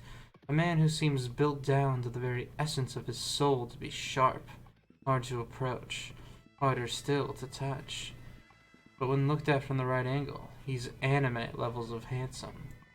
Breathtakingly, choir of angels singingly anime handsome. The sort of man you can't keep your hands off of, no matter how jagged his edges. His hair is so much softer than it looks. His heart, too. When a heart like that opens up to you, it opens up the whole world as well. A world of increased appreciation for combat, philosophy, life, love. Yelp! Jake yelps and rolls off the couch in such a panic that he almost takes Jane with him. She flies to her feet, startled, breathing fast, and readjusts her disheveled clothes. Jake, are you quite okay? I have to go right now, sorry! Jake's already hovering 2 feet off the ground before Jane can say another word. He doubles back to the end of the office and grabs the bottle of near untouched scotch before kicking open the latch to one of Jane's giant windows and letting himself out. He's got a lot of things to think about, apparently. What the ever-living fuck? Jane stands alone in her office, confused, horny, and kind of pissed. She slowly slips the strap of her dress back over her shoulder Then she closes the window, sits in her CEO chair, and speed dials the number for her one-man kitchen cabinet. Yo, what's up? Not Jake, apparently. Wow, going straight for the double entendre, huh? How much of that scotch did you have? I think a few drops made it into my mouth when Jake spewed his beverage directly onto my face. Things went that badly, huh? Oh, this is so embarrassing. You know, I wouldn't have approached it this way if I wasn't absolutely certain its margin for error was virtually non-existent. I mean, it's Jake. Were you nice to him? Well, I told you, you can't be nice to Jake. Listen, Jane, I don't really have time to jam right now. Why don't you leave Jake to me? Jane squeezes her eyes shut and, very softly and quietly, bumps her head against the edge of her desk. Why do I feel as if we've had this exact conversation almost word for word before? Because we have, many times. Well, what do we do now? I'm afraid I've gone and made things worse. Like I said, let me work on it. I know what I'm doing. You always say that. I haven't been wrong yet. Jane, head still planted firmly on desk, laughs at that.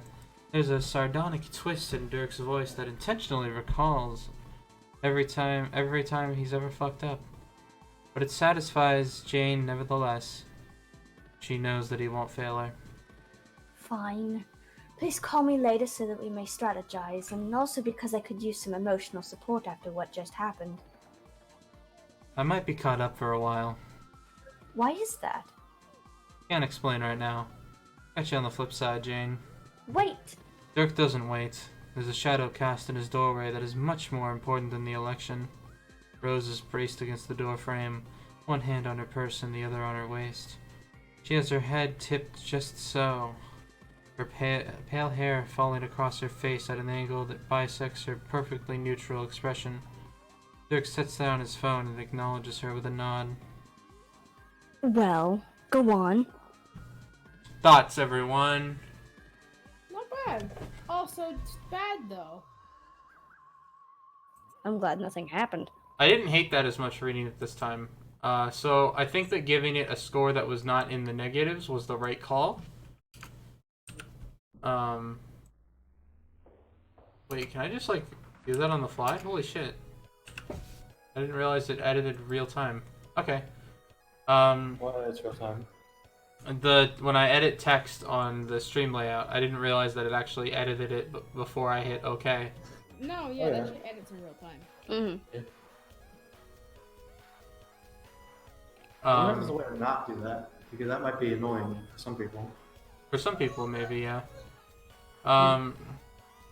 So, I thought that was... I liked the end, because I just like it when Dirk shows up. It says we have 2 people in the chat. I don't know if we really do or not. Anyway, here's our last chapter of the night. Meet 15. Alright, let's get it. Salutations. I'm doing the narration and a Dirk for Meet 16. I'm just calling that. We're not doing that tonight, but I'm just calling that ahead of time. Okay. Anybody want to do the narration for this one? There's a lot of narration. Okay. I'll do that. Okay. Okay. Alright. Oh, I guess we'll just start now. No time like the present. I mean, I can John. do it if you don't want to. No, that's fine. It's fine. I can do it. Oh, John. Fight Lord English.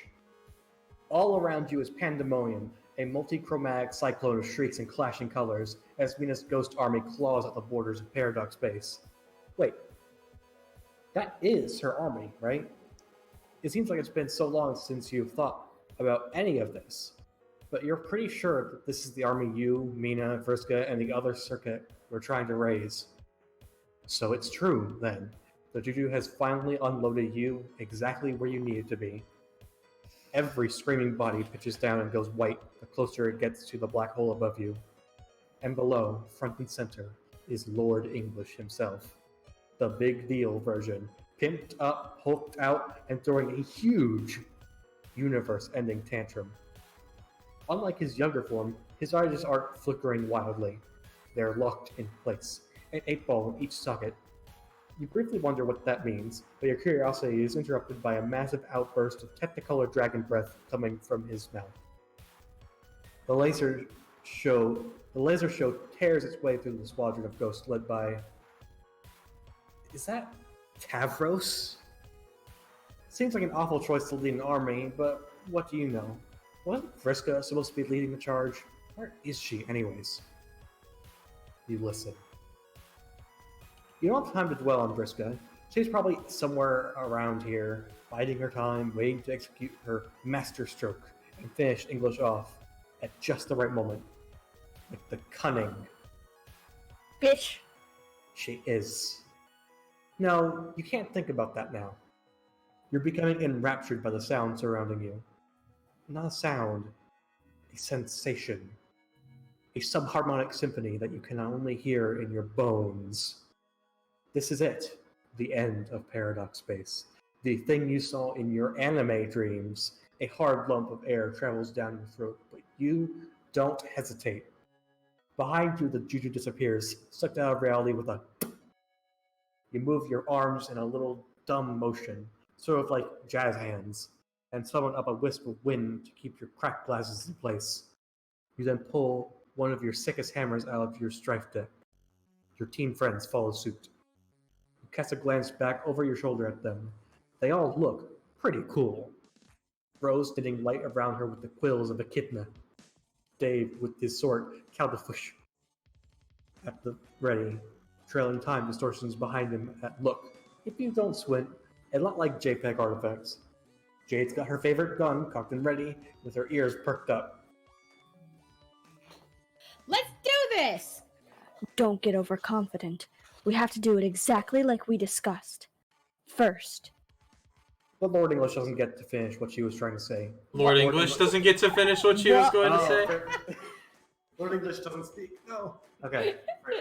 Lord English has said exactly one word, and that word is honk. It'd be funny if he said one more word. Bitch. So Rose... Honk, bitch. But Rose doesn't get to finish what she was trying to say. Lord English's mouth roars open and a wave of energy blasts through your group. Rose is the only one caught in it. She dissolves in slow motion. You can see the outline of her body in shadow. One arm thrown up over her eyes, shoulders pulled up defensively, cape billowing out behind her. She leaves an afterimage of shimmering light in her wake, and then dissipates, drifting apart like the handful of salt tossed out to sea. You can almost hear the cosmic clock counting down. Tick-tock. And a chime to accompany her fate. Heroic. Hey Jade, I'm not feeling so good. Rose! No! I'm sorry. F. Jade doesn't make the fire. Space splinters open around her so loudly it drowns out the fire from her rifle. Lord English raises one of her giant... frick. I'm reading this badly. I'm sorry, everyone. You're fine. Lord English raises one of his giant... Fuck off. hands to deflect her anomaly-powered bullets, giving Dave an opportunity to attack. Dave raises his legendary blade and aims for the impressively beefy torso.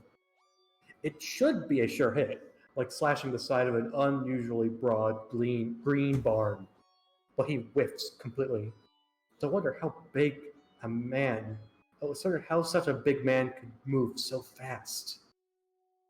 Jade inspects her rifle and tosses it aside. What is she doing? Hold on. I muted this for 1 hour. No, for 15 minutes. You've been muted for the entire time. What is she doing? With all the powers of a Witch of Space at her command, combined with the infinite abilities of a First Guardian, she's still messing around with basic firearms? She makes two tight fists and strikes a pose befitting a warrior about to power the... The fuck up! She focuses and strains, A doggy snarl rips its way through her clenched teeth. A hazy aura envelops her as space buckles and lenses about her form. And then, nothing. No trackle of electricity, no licks of chartreuse flames. She searches within, realizes her power source is completely unavailable to her. Then she looks up, and it dawns on her. That thing in the sky, the hungry black orb bubbling up everything in sight, that's where the great sun used to be. It's been swallowed completely by a black hole. The realization is horrifying. She feels suddenly absolutely hopeless. Jade opens her mouth to scream for help, but she is cut off. A razor-sharp fragment of reality slams into her back. It skewers her, exiting right through the center of space symbol on her hoodie. She chokes and goes limp, encircled by a halo of her own blood. Get in there! You barely a minute into battle, and both your tactician and your most powerful player are down. You summon a windstorm to momentarily keep Lord English preoccupied and try to grab your sister's wrist. Instead, you catch her by the hem of her skirt. Lord English struggles to emerge from the wind prison you have just whipped up. You can see one of his arms flailing just outside the circumference of your storm. Tavros has pulled himself to his feet and, recognizing Lord English's temporary state of vulnerability, directs his ghosts on his side to attack. No one is paying attention to him. Jade is floating away from you. You're having a hard time maintaining your whirlwind, your glasses, your hammer, and your grip on her. Lord English's head has emerged from the apex of your storm. He looks directly at you, and his mighty jaw creaks open slowly, well beyond the reasonable capacity of any mortal mandible hinge. You stare directly down the dark barrel of his throat, which readies another terrible laser shot. There's not much time to react. Make a decision. You let Jade go. She floats in literal slow motion, buoyed by the billows of her skirt. You summon a gust of wind and push her farther away from the battle. You're hit by a blowback from the current, and a line of her blood splashes across your face. But releasing her has created enough separation, just as you hoped. The laser breath passes between you, merrily missing you both. You reel back like you've just been punched. Your control over the storm goes haywire for a second, long enough for Lord English to free his gaudy old peg leg from it, and, more catastrophically, for you to drop your already broken glasses. You whirlwind and swing your hammer to bop his horrible, deadly skull back into your storm. You can't really see what's going on, but you hear a gigantic crunch. And then another. And then another. It sounds like a cereal commercial is playing outside the periphery of your vision. Dave! What? Is Lord English eating my hammer? Yeah, dude, he totally is. What the fuck? Delicious. That's the last thing he says. It's a true outrage. This isn't going to work. Waging battle without your glasses. Lord English has just eaten one of your sickest hammers due to your blind folly. You take a deep breath and dive down, right into the sea of ghosts. You land clumsily, palms first, and do an accidentally handspring right into a bunch of alternate timeline ghosts you don't recognize. Hey guys, anyone see a pair of glasses down here? It's pretty important. Everybody shrugs. This gaggle of lost souls collectively personifies uselessness. It's true. It's inconceivable to you that a single one of them will survive this battle. Good. Perhaps it's for the best. Behind you, the wind barrier tears Did you say open. good? Do you not like the Dancestors? Well, they don't die. Carry on. Behind you, the wind barrier tears open. Lord English explodes from his confinement and swings his peg leg to the army. Those scatter like bowling pins. Bowling? Wow. Bowling pins. Many flying into the cracks of space. Before the leg hits you, a troll leaps into the action and blocks the blow. Her trident makes a satisfying ring off the round of the peg and sends it skidding backward. Whoa, that was a close one. Shall have a time to finally show up. Sorry, we were kind of busy. Bit of a weird question, but have you seen a pair of glasses down here? Are these what you're looking for? Tavros appears behind you and hands over your glasses, still in 2 pieces. You return them to your face so you can take a quick assessment of the battlefield. Take a quick assessment of the battlefield. Oh boy. Lord English, now free from your wind trap, is stomping around, throwing an even bigger. An An even bigger. even bigger. Wait, fuck, what? Even bigger. And even bigger Oh, even bigger. Shit fit. than There we before. go. The black hole Oh, I'm above sorry. him is getting bigger. I couldn't. I like lost myself. No, it's fine. I'm losing myself too. Yeah, this is just the perfect time for the Nick Cage song to play. I'm reading, but I'm taking a mental nap.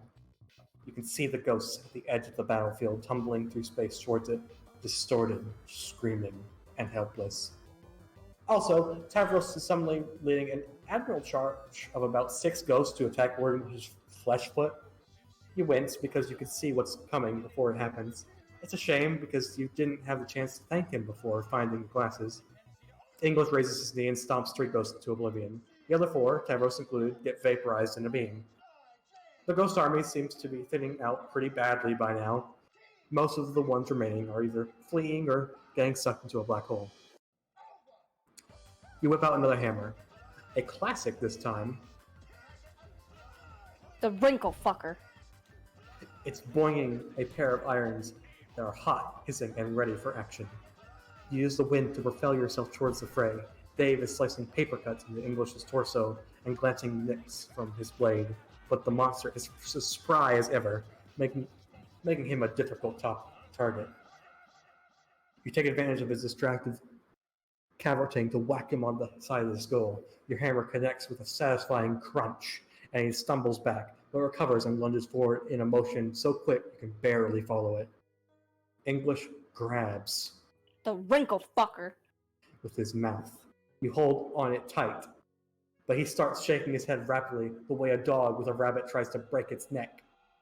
He chomps down hard and shatters the hammer's head, gobbling down the broken pieces. You watch incredulously as this giant dude eats another one of your favorite hammers. Unbelievable. He lunges for the handle in a ridiculously greedy attempt to finish what's left of your weapon. You recoil, careening out towards the black hole, but manage to stabilize yourself. You look at the handle of your tragically masticated Wrinkle fucker. shrug, and toss it into the hole. Clutching back down towards your foe, you notice Mina still appears to be hanging on, clinging to his left suspender. Yo, hold on. Going in for the krill. Dave takes a step back and provides some space for whatever killer move she's got up her sleeve. She raises her trident and jams it into the back of Lord English's neck. English reacts as if he's been stung by a bee. He howls and rears up, throwing Mina off his back with a force that sends her hurtling out into space. You can't track her into the void with your eyes. She's flung so far and so fast. You can only assume the worst. Glancing back down, you see English hasn't wasted any time after ridding herself of the irksome heiress. He has Dave pinned under his big green foot and is applying pressure. You've got to act fast. You flip out another hammer. You don't care which one, and send it flying towards the monster's face. English quickly whips at his head in the direction of the sailing hammer and swallows it whole. Motherfucker. You rush after it, reaching for another hammer without thinking. The brief distraction, aside from providing English with another tasty hammer snack, seems to have brought Dave just enough wiggle room to slip out from under the foot, regain his composure, and draw his sword. John, I need a little... Dave ducks a wide blow from English's swinging fist. He backs up nervously, holding the sword out in front of him with his 2 shaking hands. anything. I need a little anything right now. Literally any stupid fucking thing you can do. I'm on it! You pop your strike drive open and spam the hell out of your remaining hammers. A few excellent hammers that cost you a fortune to make, a bunch of awful hammers that you made as a joke, and everything in between. With another flick of your wrist, you spin around you so fast they form a perfectly impenetrable barrier of pure. Shitty hammer. Okay, the barrier is probably not the slightest bit impenetrable, but you've got to psych yourself up for the next attack somehow. In your hands, the weapon you haven't thought about in a long time. The Pop-O-Matic Rilliu. It comes with both a tricksy energy and the barely contained potential for mischief. You strike the best Ass. pose possible to strike while wielding such a clownish-looking implement and begin your advance. However, you're interrupted by a voice screaming out from behind you. It's Mine. half familiar, half cat. Wait! You whip your head around just in time to see a bolt of orange and green energy racing by you like a bullet. It slams into Lord English and sends him stumbling. I'm back. Dave stands there with his sword, absolutely agog, his expression perfectly reflecting a blend of horror and the total inability to process who or what he is looking at. Dude, I can't believe you don't recognize me. It's me, Dave Sprite, and also Nepeta. And now we're called Dave Peta Sprite Squared. We permanently merged forms and worked out all our shit. Oh, well, that sounds fucked up, but okay. It's the Vepida squared. How dare you? How dare you? I'm kidding. I'm kidding. I've been saying this since the beginning of time. I sounded like really offended, huh? No, don't worry about it. Dave Peta spreads their wings, sending us waves of warm light through the battlefield. The light feels comforting somehow when it hits you. Behind them, Lord English is struggling to his fate again, roaring as he rolls from one side to the other like a kicked-over turtle. His muscles are so huge, it's hard for him to maneuver. It would be hilarious if only all of reality wasn't tearing apart at the seams around you. The sky shivers and shakes, raining needles of breach matter that burst and shatter at all angles, opening new voids where they land. Above the bedlam, Dave Peta is finishing up an inspiring speech. You realize you've tuned out most of it due to the surrounding chaos. I know it looks awful right now, but we can do it. In fact, we're literally the only ones who can do it. After all, it is our destiny. I didn't know what sound effect to make for the face. There you go. Ooh. Well, I was yeah. gonna say just B, but B33. or fucking B. Like Just like B. like how Terezi says B? B? Yeah, like that. That can work too. I was Now just thinking turn the of Dave Peta actual filter up. Bs. It's our destiny. It is our destiny, B. Well, that last bit was pretty good, you guess. At least you caught the end, which was presumably the most important and uplifting part. You and Dave exchange a look that silently says all that needs to be said right now. Dave Peta is right. You three are the only ones left, and there's no room for failure. Final round. The last leg of the fight proceeds like a well-oiled machine. Perhaps a well-oiled machine gritting down a steep hill towards the end of a cliff, but well-oiled nonetheless. You, Dave, and Dave Peta. You can say That's- Dave Epida, okay? I'm not gonna yell at you. I just did it because it was funny. I know. I'll say it the right way, the way it's been canonically called. Has it been called Dave Peta? Doesn't matter. That's what you Okay. call a team. And not just because, upon examining your surroundings, you three appear to be the last three living or dead things left in existence. Damn it, you'll take it. Your hammers into an efficient spiral. A carousel. Carousel Ass kicking. Sorry, I didn't mean to pause there. I freaking too much water. And You're you're fine. furry right at Lord English's face.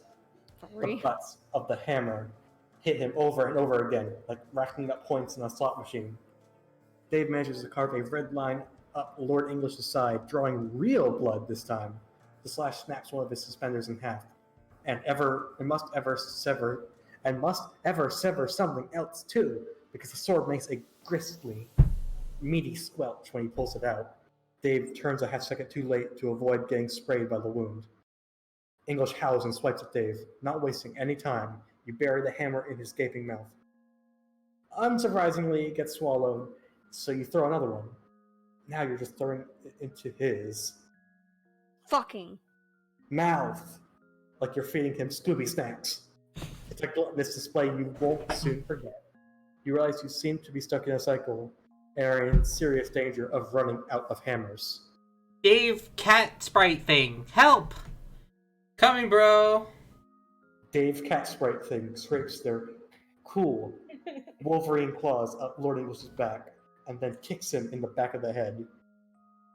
You time it perfectly and complete the combo with a well-placed really hoop undercut to his jaw. On the snapback, Lord English grabs the head of the hammer in his mouth. John! Oh no, you just paused for some reason. What? What are you talking about? What? It's Yeah, your you stopped at the word mouth. No, it doesn't. What? On What the happened? Lord English Lord grabs the head of the hammer in his mouth. Yeah, I read that. Yeah. Yeah, and then there's John lines. Wait, what the fuck? Yeah. Oh, fuck! Okay, I always forget when I scroll my screen down. Ugh, I'm an idiot. You're fine. Oh no, not again. You big, ugly oaf! I really, really like this hammer! Maybe it's the sentiment attached to the hammer, or maybe you're just fed up with this gross pig treating your full inventory of hammers like an all-you-can-eat buffet. But this Bullshit. Bullshit! stops. God, it's my Here. job. We're doing it together. Which is why you refuse to let the handle go when English wraps his tongue around it and unhinges his jaw with a wet. I can't make a pop noise, I'm sorry. There we go. You plant one foot under his nose and the other on his mandible and tug back. He makes a guttural sound at the back of his throat and sucks the billy hood deeper in. No. No? No. No. Okay, No, he I'm doesn't do streaming. that. Okay, he doesn't do that. John takes the hammer back and he goes home. And it's all happy. And he goes home and he stops being depressed and he never thinks about anything that just happened ever again. Stop being depressed. Gets married to Roxy again and has a child. That was in a different timeline. Has He a goes million back and eats the children. candy. He goes. The candy's still there. He just eats it. Yeah, eats it raw. Eats it, gets rid of the meat smell, And then Gamzee comes back. and then he regrets all his life choices. But this time, Gamzee's still in the fridge. He's stuck in the fridge. He's there. He's just Wait a minute. Gamzee comes back, but he is the fridge and his two legs are sticking out of the fridge the whole time. Oh no, yeah, and his hands are Like- sticking out the side. Now everything's the same, but Gamzee is driving the fridge like it's a Flintstones car everywhere. Oh, that'd be good. That's good. Okay. All right. It's not like a place.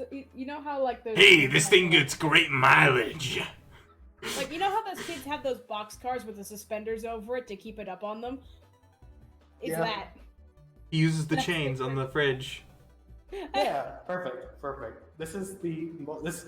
If there was a racing game for Homestuck, that's what this vehicle should be. Oh, he's just running. He's So just we- running. So we just invented the sugar to meat route. Yes. The honey steak. It's, I mean, candied meat is a real thing. That's real. That's true. Anyway, let's go back to what actually happens. Oh yeah, what actually happens, which is much better. Before Octo said no and declined. No, he was saying no because someone came in his room. No, I know. I know. We know. What part? Frick. It was Where? still kind of a funny though that we just changed canon on the spot. Well, not Yeah. canon because none of this is canon, and I refuse to ever acknowledge any of it as canon because it isn't. And then he just- Anyway, He makes no. Okay. All right.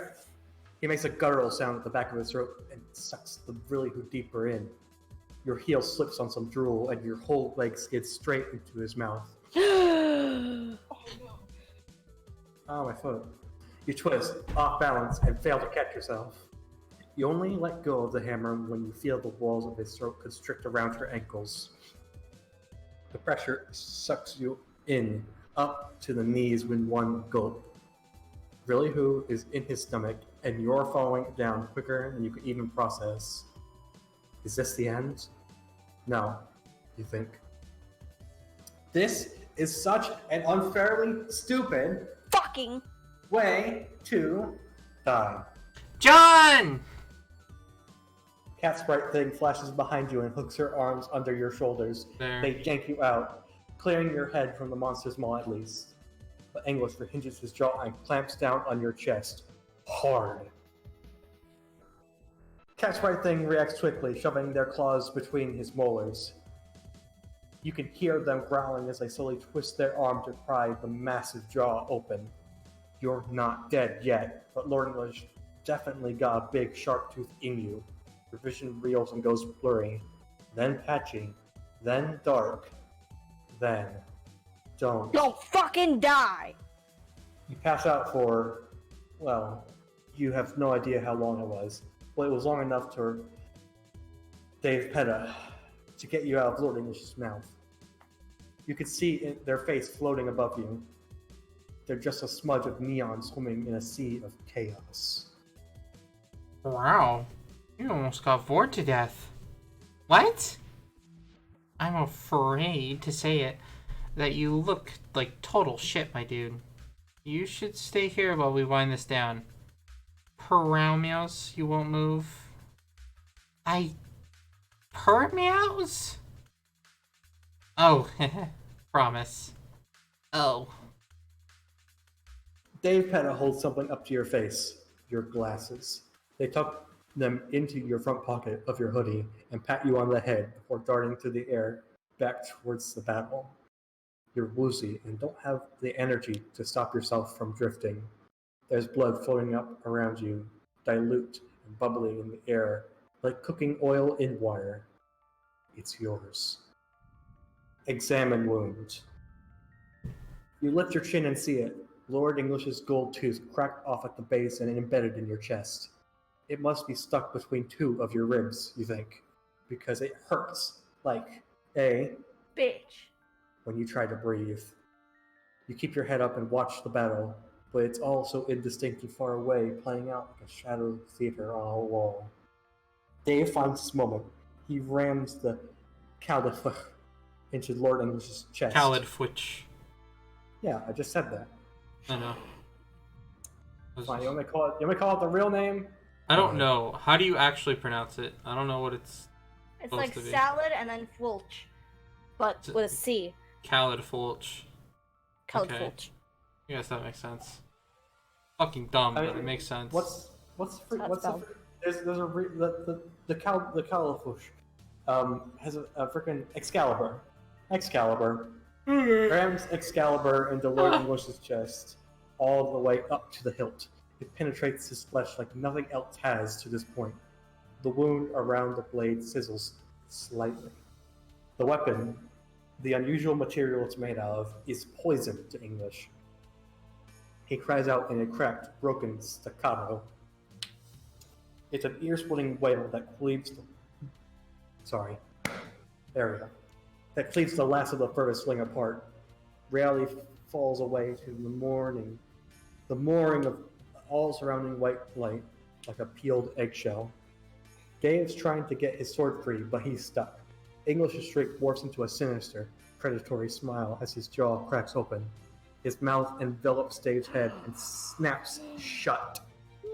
He twists once, then twice, and again with a crack. A disaster of blood instantly coats his skull and upper torso. He swallows the disembodied head whole with a triumphant gulp. Just like your brother, you've been fucking decapitated, my dude. I was gonna say like Hearts Watts cars, but Oh, yeah. fuck. Yeah, that's true. See, it was foreshadowing. The limp torso goes spiraling lazy in the direction of the black hole. Cat Thing is yelling something indistinct. Or maybe they're just yelling at the top of their lungs. That's what you feel like doing right now, but you can't move. Your limbs feel like lead. You consult your strife deck, but you've got nothing left. No hammers, no nothing. It's up to Dave Petta, who appears to have plenty left.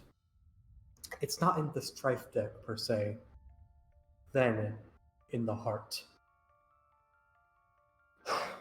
During the beast's grisly movement of gloating over the younger Strider's death, Dave Petta stands 20 paces behind him, crouches low to the ground, wiggles her behind, and pounces.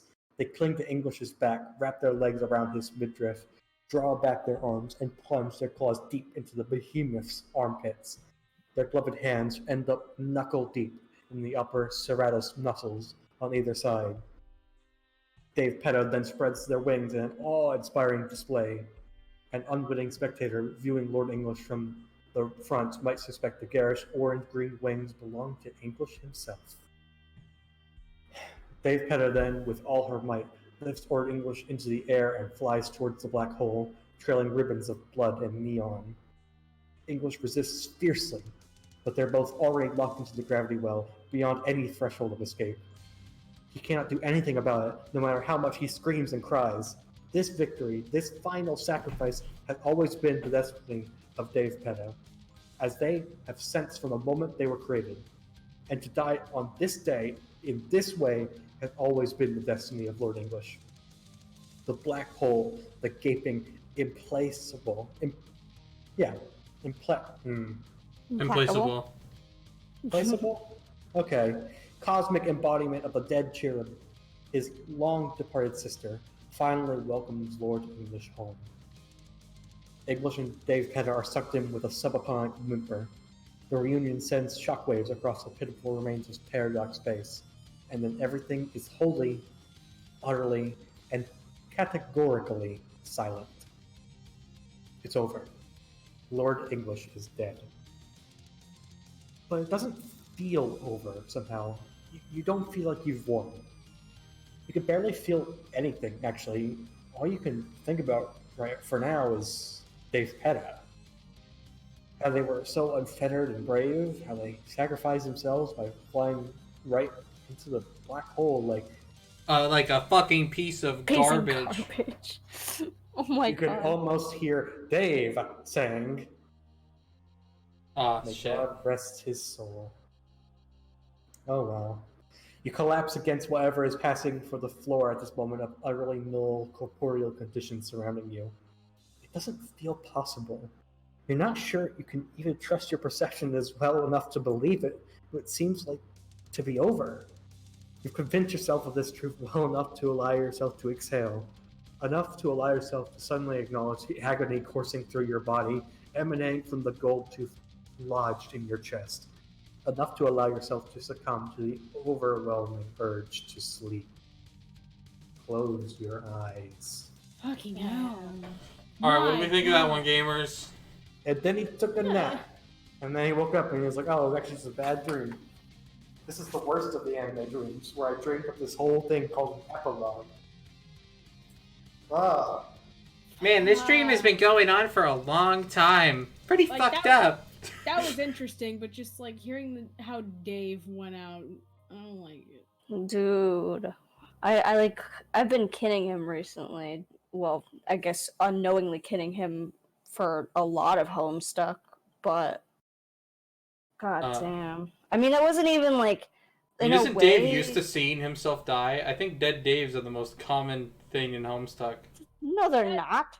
Well, not the most common dead things. There's Well, No, because think of all most of the time he avoids seeing them. Well, here's the Okay, thing. Yes, dead that's days are true. pretty damn common, but at the same time, like, fuck. Yeah, so I gave this a rating a 2. I gave this a 2 out of 2. I agree. genuinely think that it is a very well written chapter. And I fucking love it as an awesome fight scene. Yes. And I think it's fucking stupid that Dave Petta is now gone out of the story. But that's okay. That's fine. Who cares? Vepera. Yeah, Dave Petta. What am I saying? How could I be such a fool? I'm joking, by the way. I don't actually say that. Well, I mean, I do say that if I say it a bunch of times, it Say it becomes the way I say ironically. it. You know what I mean? Yeah. Yeah. It's not because I want to say it, it's because that's just the way things happen. So this was really fun. Yeah.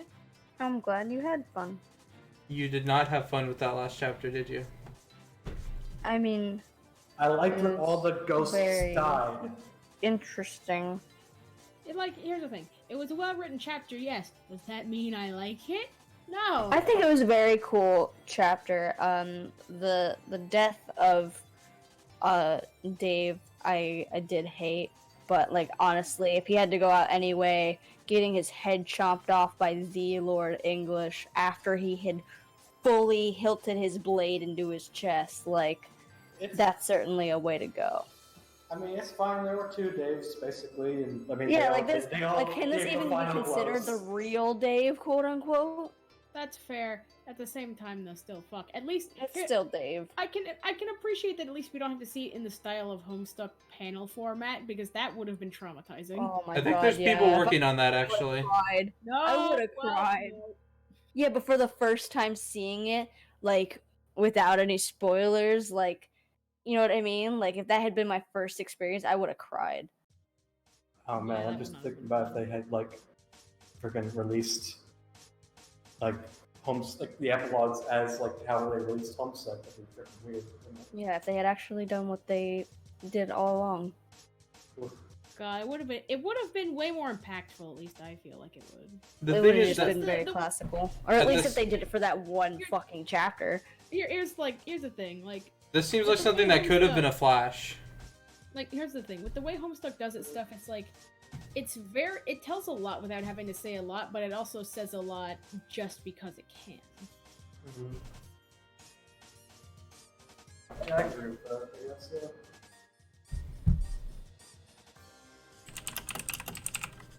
I would have liked pretty images though, because my brain's very small and I like colors.